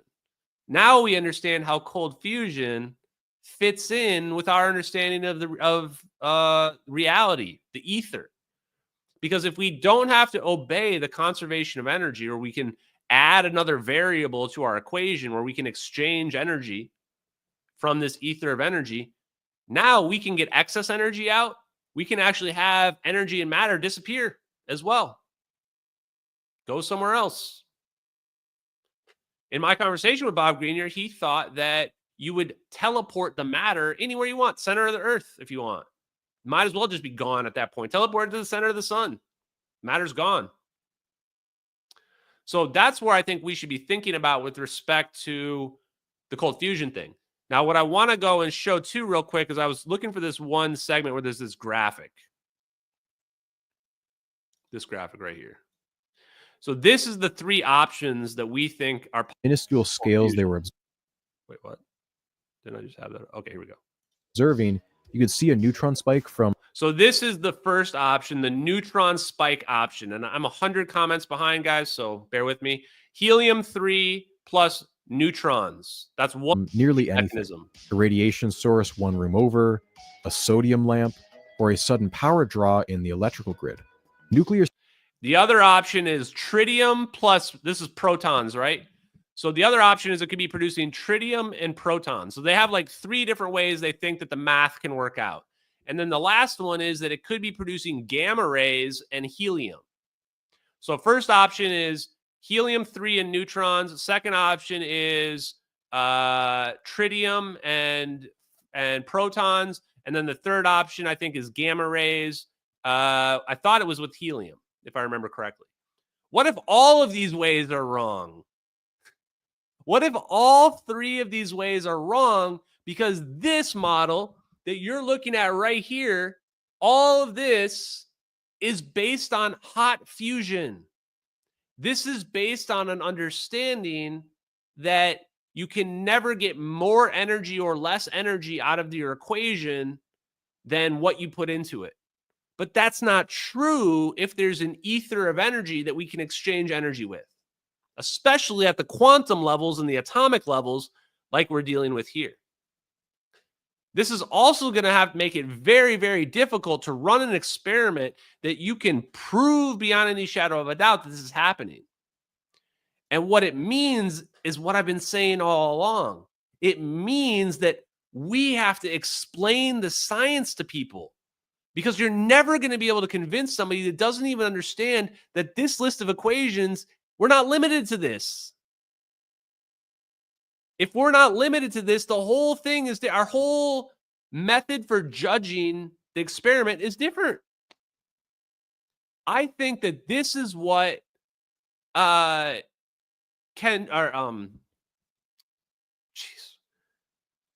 Richard Feynman was saying, where he gets asked about magnetism.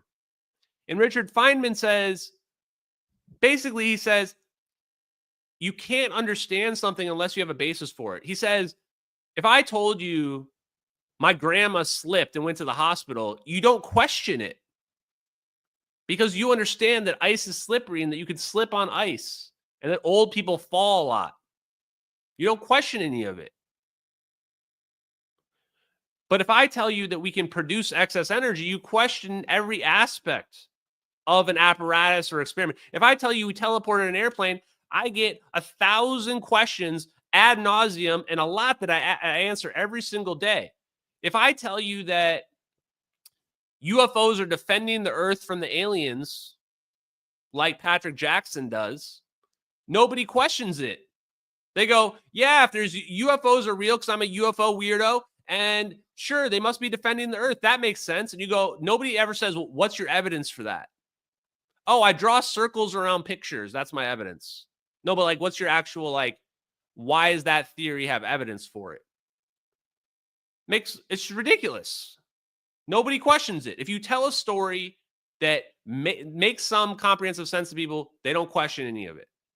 If you tell people their whole universe is a lie and that physics is just completely wrong about significant aspects of how the universe plays out, they will question every little tidbit because they can't comprehend it. It's not in their wheelhouse of understanding.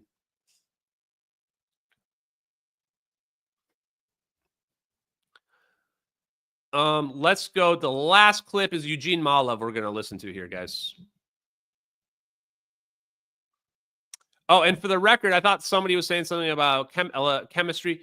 Pons and Fleischmann were literally electrochemists. That's what they were. They were actually chemists. But there's a direct connection in this science because this is chemistry here, right? It goes direct. I mean, physics, engineering, and chemistry are all very closely related. The last one's Eugene Malov. Here we go. I was wondering who's trying to cover it up. So basically, at the end of this documentary, he starts talking about the suppression aspect of it, and he starts basically hating on all these people, even though what Eugene Malov says here makes total sense. Will it come to pass? Will we ever get it? So people are asking normal things because this lady calls in too, and she's like, why are they suppressing this from us? Because normal people look at what happened. Like, we literally built an inquisition. We literally built an inquisition and took all the people that were posting positive results and we made them retract their papers. I mean, I'm going to say it one more time. We made an inquisition of academic, narcissistic, egotistical people whose whole lives would have been a lie if cold fusion's real. Made an inquisition and a panel of them run by the government and went to surprise people's labs. I'm laughing because it's just ridiculous that this actually happened. Of just the people that were posting positive results, and then we debunked their apparatus and whatever else was related to it until they got so embarrassed that they retracted their papers. Like, on a mass scale, not just like one or two, but on a mass scale. So people are seeing this and they're going, I mean, dude, this is what suppression is. This is what a conspiracy is. Like, you couldn't have written the playbook any more obviously. And what do? They just ridicule you. This lady calls a nice lady. She's like, why are they suppressing free energy from us? Sure. Among the most prominent of these conspiracy mongers was Eugene Malov. At the time of the Utah announcement, he was MIT's chief science writer and wrote many of their press releases. He believed that researchers at MIT altered their data in an attempt to disprove cold fusion and resigned in protest. He founded a magazine, wrote books, and even shot a documentary arguing that cold fusion was a victim of a conspiracy, a wide-scale reputation trap. Field of cold fusion has been marginalized by the establishment by creating certain myths about it. And pejorative terminology being used, which is highly inappropriate, has no bearing at all on what's being done, called pathological science, junk science. It's just basically name calling. The equivalent of demanding that cold fusion works like hot fusion is like saying a transistor works like a radio tube. It's idiotic. It's stupid. It makes no sense. And yet that's what was demanded. He will spend. How can you call that guy a conspiracy theorist? He literally wrote the press releases for MIT's science, and he resigned his position in protest because he saw what was happening just like anybody else could see. I just explained to you what was happening. You're Eugene Malov. You're seeing inquisitions against anybody who posts positive results, and you're questioning whether or not they fudged the numbers on the MIT results, which was the main university that was used to debunk cold fusion, to claim that they weren't able to reproduce it. And what did he say? Oh, and he says they use pejorative terms. They start trying to ridicule you. That's not science. That's not science at all. What was the last part? And pejorative term. Oops. Cold fusion works like hot fusion. Oh, yeah. And then the last part was that we were demanding that cold fusion was going to look like hot fusion. Our whole apparatus, our whole configuration for how our whole experimental bar that we had set was wrong. We had the bar set wrong the whole time because we're expecting it to work like hot fusion works. But cold fusion doesn't work like hot fusion. It's not possible for it to work like hot fusion. So if we don't even have the bar set correctly, you're never going to meet it. If I set the bar up like 10 feet in the sky, I'm never going to be able to jump over that bar because that's not what I'm not that tall. I can't do that. I never could. Pull the bar down and I can jump over the bar. I guess that's not a great analogy. Whatever. Okay.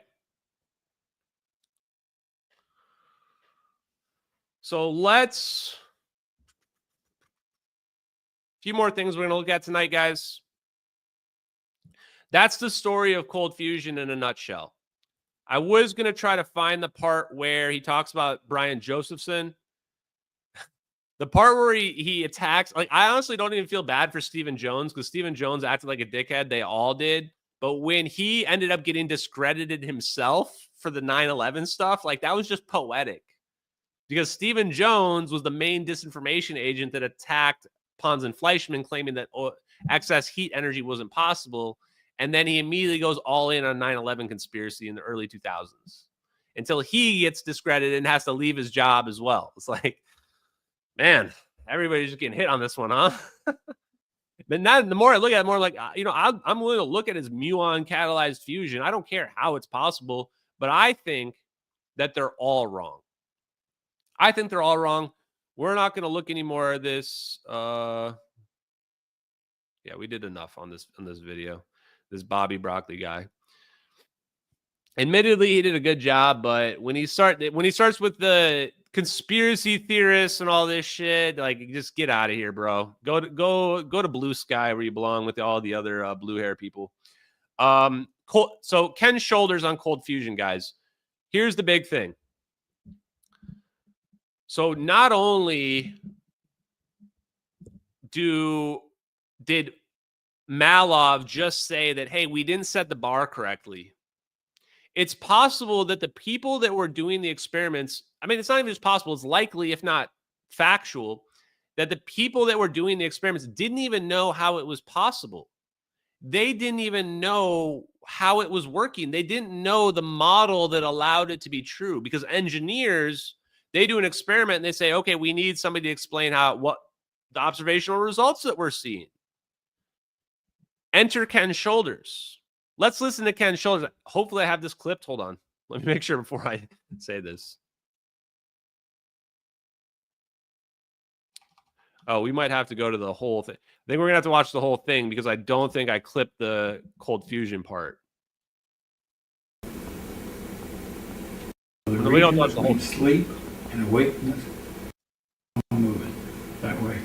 I like this form of subliminal. So I'm looking here. Things in a little transmutation vial. Always like talking to Ken. I'm trying to find the part where he talks about cold fusion or the cold fusion experts. Well, they can. But scientists. Okay. So these I think this is it. EVOs are circulating torids? He says no. It's called the multi-universe theorem. So Okay, I can't find it in there, guys. I'm sorry, but cold fusion basically sorry, that's not Hutchison, that's Ken Shoulders. Ken Shoulders basically says that all the people related to cold fusion, none of them are doing it right. None of them are doing it right. He says this guy, Edmund Storms, is probably the closest, but he says none of them are really even that close. He's basically saying, I'm up here. All these people like Pons and Fleischmann and all the other people, they're way down here. Wow, that's a bold claim to state. He's basically saying, I developed the EVOs, which are it's the fundamental aspect of how what cold fusion is, what it means. What does it actually mean? He says, I found the self-organizing properties of this plasma that's out there. That's real low-energy nuclear reactions, where we're seeing transmutation of elements, where we're seeing excess energy, where we're seeing all these claims. We don't need to put palladium rods into water. Why were we doing it that way? We were only doing it that way because Pons and Fleischmann did it that way. People are so uncreative.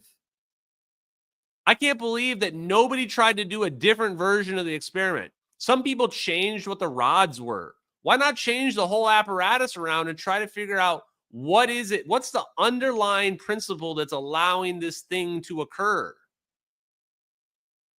If there's this underlying principle, then we want to figure out how to engineer it. This is the same thing where the Casimir effect, the plates. You put two plates close together, they come together. There's an attractive force. And you say, well, you can extract energy from that. If there's an attractive force, a motive, a mechanical force like this, we can extract energy from that. And what do people say? They say, well, you would have to pull the plates apart again if you want to do it again. Yeah, okay. Don't use plates. Don't use plates then. Use that same effect. However that's happening, let's do it in a way where we don't need plates. When we're looking at the cold fusion experiment, let's do cold fusion in a way where we don't need the palladium rods. We don't need the bucket of water. Let's do it in a different way. It's more efficient. Nobody even thought about that, as far as I can tell. Doesn't that tell us something about humanity in general?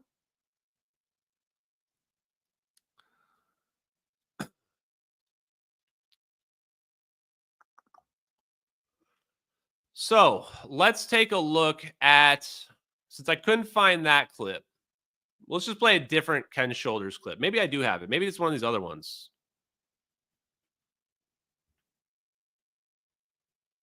Let's just play this. Positive things that can be used for. you name something you want that's good, and it'd probably be the thing that does it for you. If you say anti-gravity, propulsion properties are just incredible. It will be able to push anything you want, anywhere you want. It enshrouds stuff. This is all written in some of these things on the web. And when it enshrouds things, it can allow them to disappear. It does make atoms disappear in laboratory work. Well, that's interesting, you know, because when they disappear, I can transport all this stuff through somewhere else, and it reappears. That's teleportation. So it does that very nicely. It's an energy source, just incredible. We can forget all of our energy problems. We can forget all of our propulsion problems. So he's directly here connecting these EVOs to teleportation, transmutation, free energy as well. There is absolutely a connection between cold fusion and EVOs and teleportation and free energy. I think the issue is we've been looking at cold fusion wrong this entire time. We shouldn't be trying to judge it on the merits of, or judge it by the same measurement stick that we do hot fusion. It's a completely different beast. The only comparison is that there's energy involved and there's transmutation of elements involved. That's it.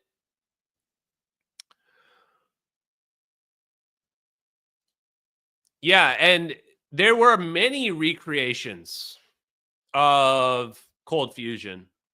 There were many, but then they all started getting discredited.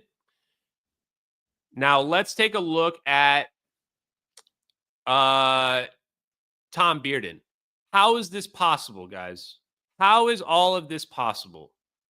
That was the question that I asked Patrick Riley. How is free energy possible? That's my test question. The people that answer the question correctly will always say the same answer. There's an ether.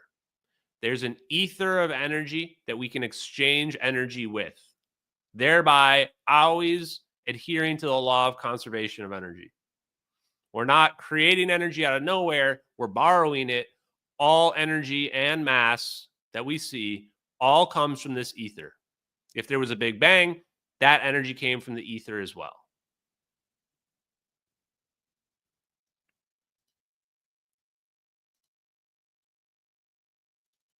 Belief of the time was that the vacuum was a thin material fluid, the so-called material ether, which we know today is false. The ether is there, but it's not the observable material fluid. Faraday had re-established this notion of lines of force, but he thought the electromagnetic field or the electromagnetic disturbances in the ether, so to speak, was really twanging strings. The strings were under tension, and when you had a disturbance, what you really did was pluck the strings. Now, Maxwell states very clearly that he set about to actually capture exactly what Faraday was doing in his lines of force in the theory, and that's what he did. Maxwell's actual theory is 20 equations and 20 unknowns in quaternions, which is a higher topology algebra. You can do things in that you can't dream of in doing in tensors.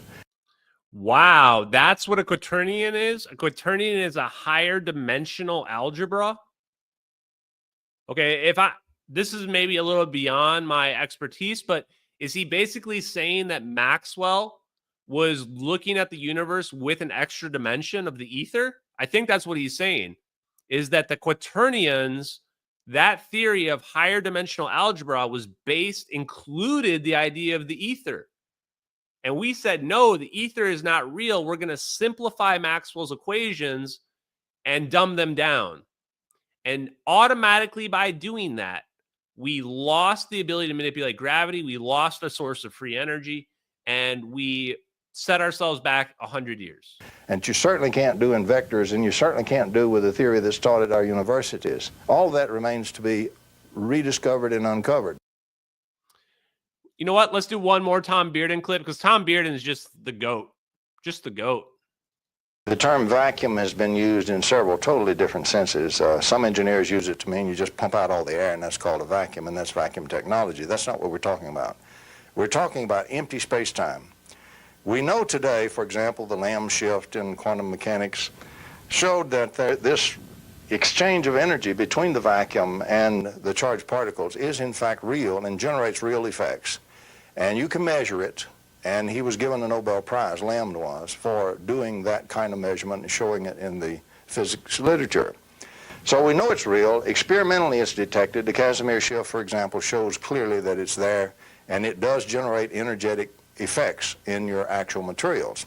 It turns out that in the modern view, the modern quantum mechanical view, if you apply that knowledge that's been gained there, what you find is that the vacuum is fiercely active. It's a fierce energy flux and going in all directions at all times. The energy density of that, as estimated by various physicists, is extremely high. So the energy that's there is extremely dense and extremely fierce. This drives everything that we call physical reality, from the quantum level right on up to the observed level in the observed world that we live in. Everything is energetically driven by the vacuum.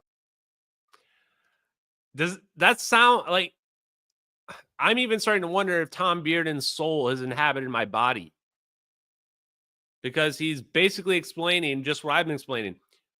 People say, like, prove it. It's already proven. 0 point energy is already proven. It's been proven for 75 years. It's been proven since the Lamb shift. He won the Nobel Prize. Again, what do we have to prove? We have to prove that there's a sea of energy. That's all we have to prove. And it's been proven. Lamb shift, Casimir effect, Aronoff-Bohm effect, just to name a few. These effects, these observable, reproducible effects, prove that the space is not empty. It proves that space is not empty. It's not a debate. There's no debate to be had. It proves it. And this is why you don't see people attacking me, because there's nothing to attack. I'm literally just explaining real physics and real science to you. It's mostly just quantum mechanics. Part of the problem is that many physicists don't understand quantum mechanics. The other problem is that they don't have any way to reconcile what we're seeing from the quantum mechanics perspective with general relativity. But we do. It's 0 point energy. It's all these theories and papers about 0 point energy that have unified it all using the ether. Ether is real. It's the only answer. It's all out there, guys. Crazy. Casimir effect can explain gravity too. Casimir effect, you could argue, is a reverse type of gravity. It's wild. Do I understand quantum mechanics? Yes. Yes, I do. I would say at this point, I'm not going to say I'm a PhD or anything like that, but I understand it. I understand it well enough to go on major podcasts with hundreds of thousands and millions of viewers and listeners and speak about it and have basically no one able to debunk me. So yeah, I'd say I understand quantum mechanics. That's a fair statement. Okay, let's look at a couple. We're going to look at a couple clips from Hal Puthoff because they're relevant to what I just showed you. We could have pushed them to Wednesday, but I want to talk about something different on Wednesday. Oh, what is this? I don't want to log into Spotify. What is this? Hold on. I didn't even remember downloading Spotify. Did Spotify download on my computer? Okay, never mind. We got it. We got it.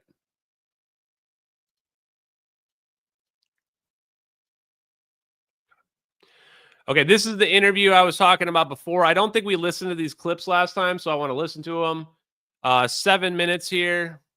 This is this guy, Larry Forsley. And the consideration for the meeting was that the power source that UAPs use may very well be something like lattice confinement fusion, and that the potential electrogravitics as applied to propulsion may be how they get around. So there's an overlap there. Now, that subsequent to that meeting, we had another one on December 8th, and we submitted a proposal to explore this between NASA and the U.S. Navy. Thank you, Larry, and very much appreciate. Okay, so he just basically says there, fusion is basically going to be the source of UFOs. You know what? Maybe it's going to be 0 point energy as well. Let's go to the next clip. Now we're going to look at Hal Puthoff. 18 minutes into this, right around here. Key capabilities that we observe: the ability to store or to generate electricity in a very such a maneuver will cost. Oh, that's great. Thank you. Several years ago, the Navy actually contacted me on means to verify that these were not aircraft that had a distortion of the space-time metric around the aircraft itself. I don't know whether that fell on deaf ears or where it went. Hal, can you comment on what you think the power source of these things might be then? Okay, chat.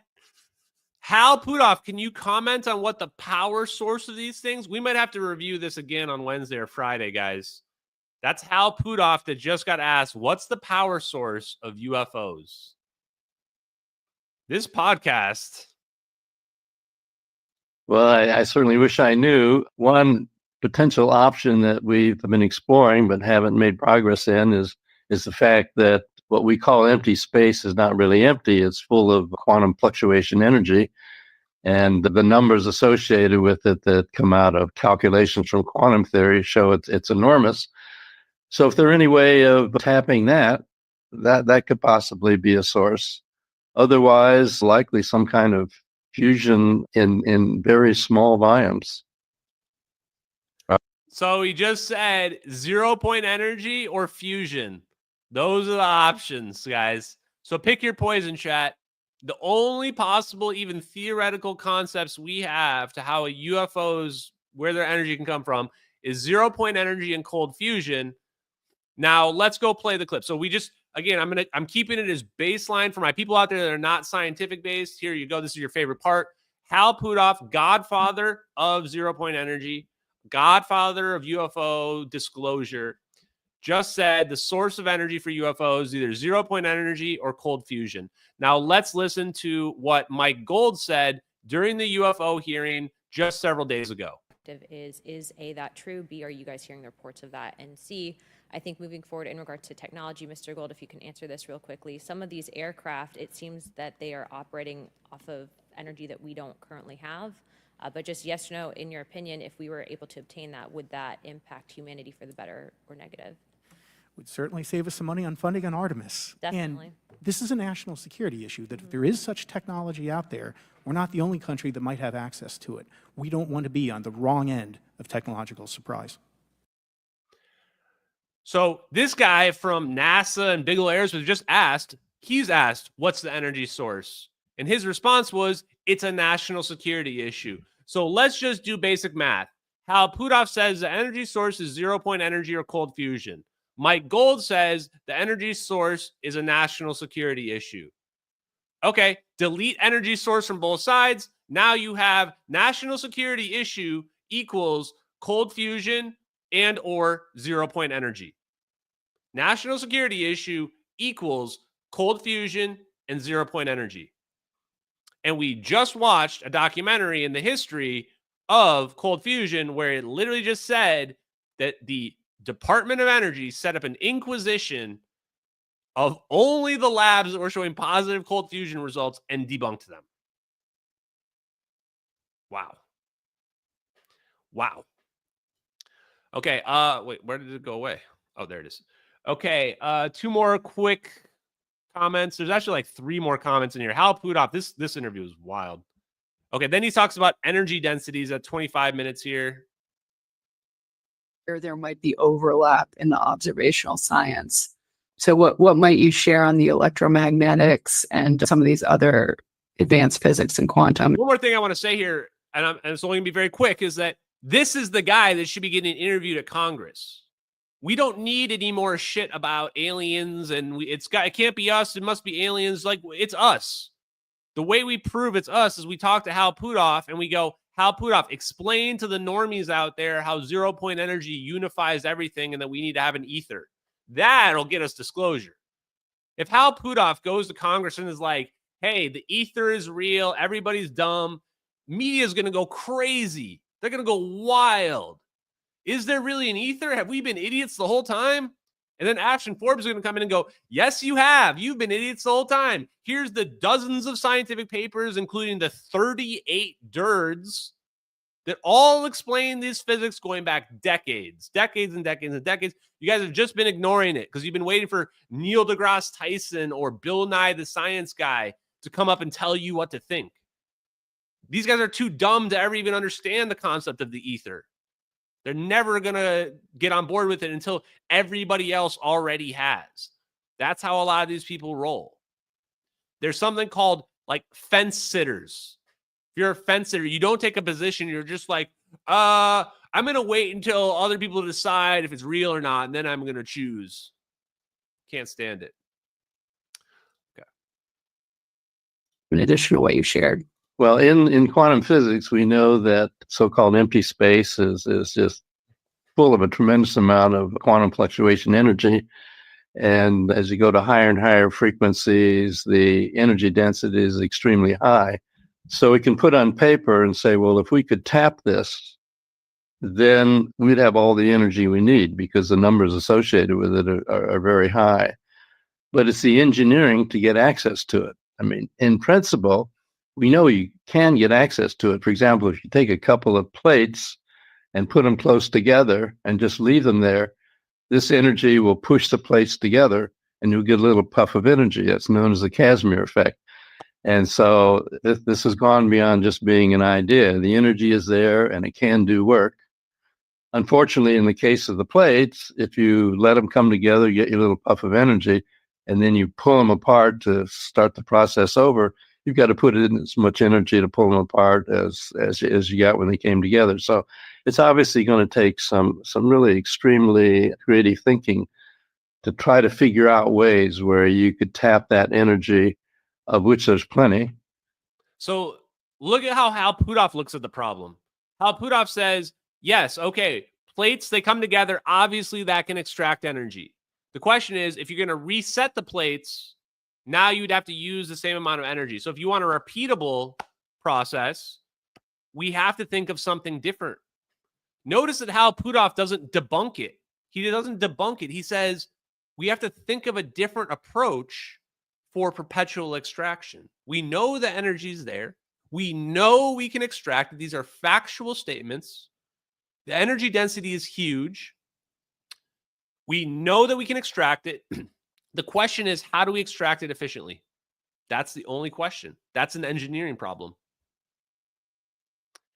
Love listening to Hal Puthoff. It's crazy. I mean, guy's a genius. Okay, 33 minutes. Let's listen to this part. How we get through and communicate through up to 25 miles of ice on icy worlds like Jovian moon Europa and the Saturnian moon Enceladus. The same problem applies to the Navy trying to communicate through 1,000 meters of seawater. This brings an interesting segue to, at what point are these discussions of a concern for national security versus something that we want to keep open to prevent stovepiping and prevent pursuing that data? As Ryan pointed out, it would be very good in various settings to be able to explore the data taken by the Navy in that case. At what point do we compromise the national security? One can make the case that we compromise it by stovepiping and classifying things so groups are not able to examine the data. But I'd like, if you will, to comment, if you will, briefly on your thoughts on this. What should be exposed and disclosed and what should not be? Now, this is crazy. This is like, that's the number one question. If I had 3 questions for Hal Puthoff, they basically just got asked. I now know what Hal Puthoff thinks. He's literally about to be asked, just was asked, what do we do about national security?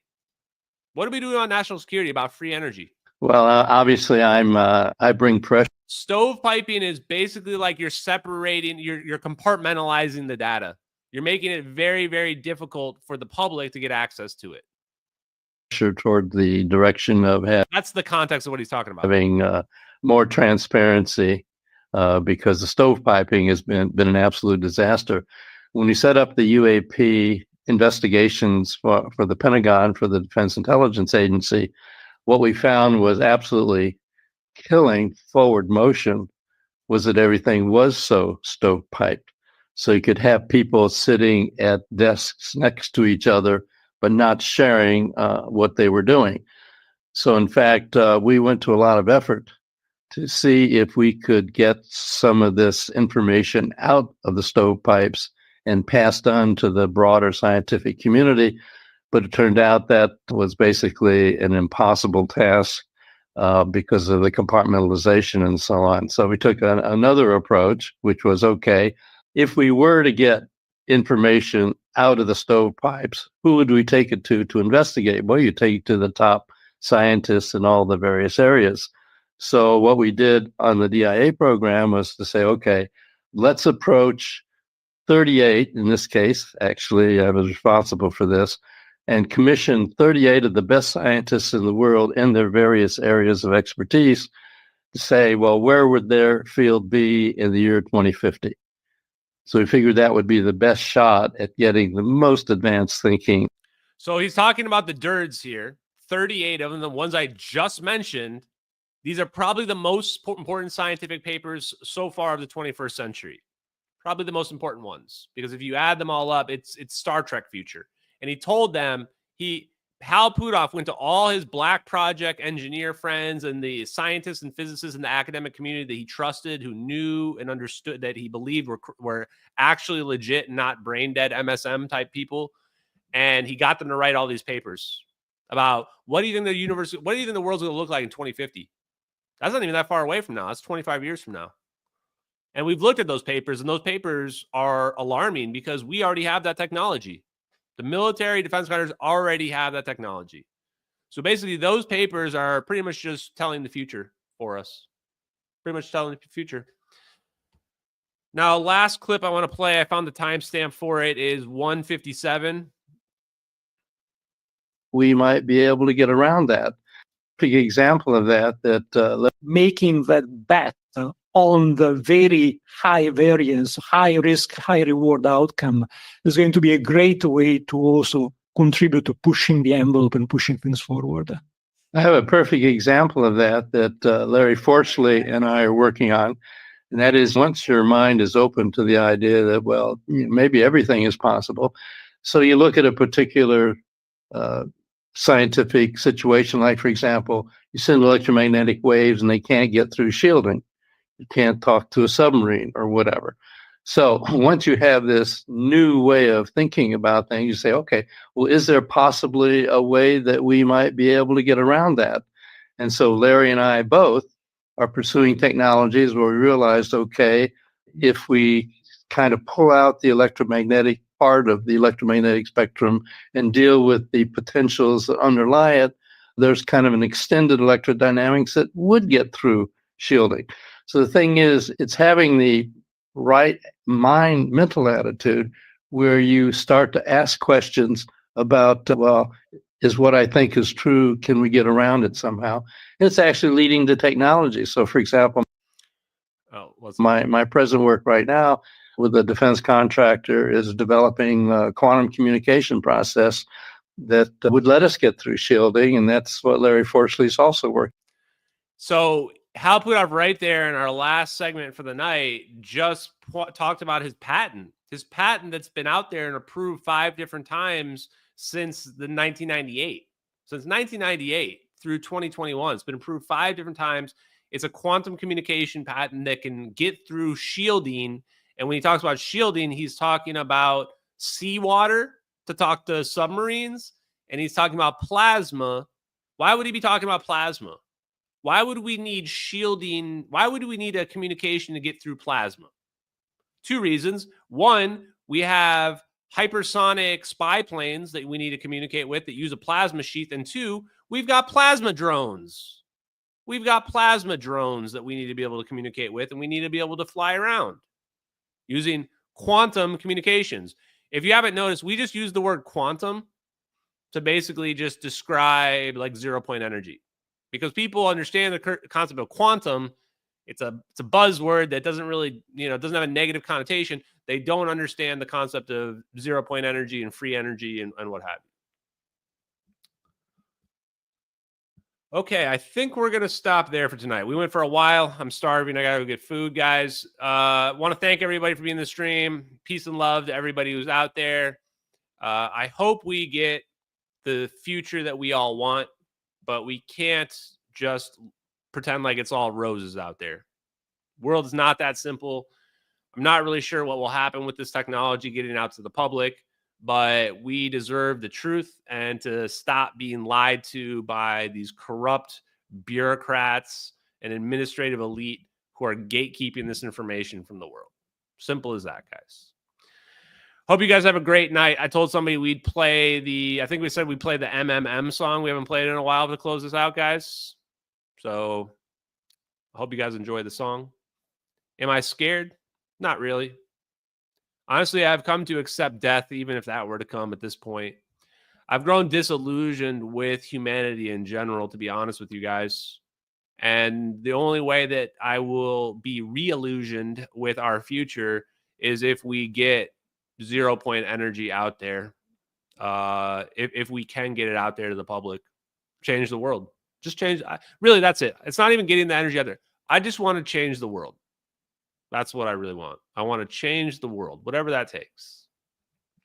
Have a great night, guys. Love you. I'm HG70X. Let's talk on Wednesday. Wednesday, the plan so far is I think we're going to talk about cold electricity, cold light, cold cathode effect. I think we're going to look into cold electricity. We heard about a lot of that today. It sounds like a cool topic. I kind of want to dig into it over the next couple of days. If you guys want to help out, post papers in the Discord. I'll post a link when we're closing out here, and we'll look into this cold light theory, see if there's something to it. Have a great night. I'm HG70X. Love y'all. Peace. It's H370 until you do some research. Don't talk to me. I'm going to find the truth while I sip this martini. Your opinion, it means squat to me. It's H370. Not all heroes wear capes. I wear glasses to see. I'm going to find the truth while I sip this martini. The trolls hate seeing me succeed. But guess what? H370.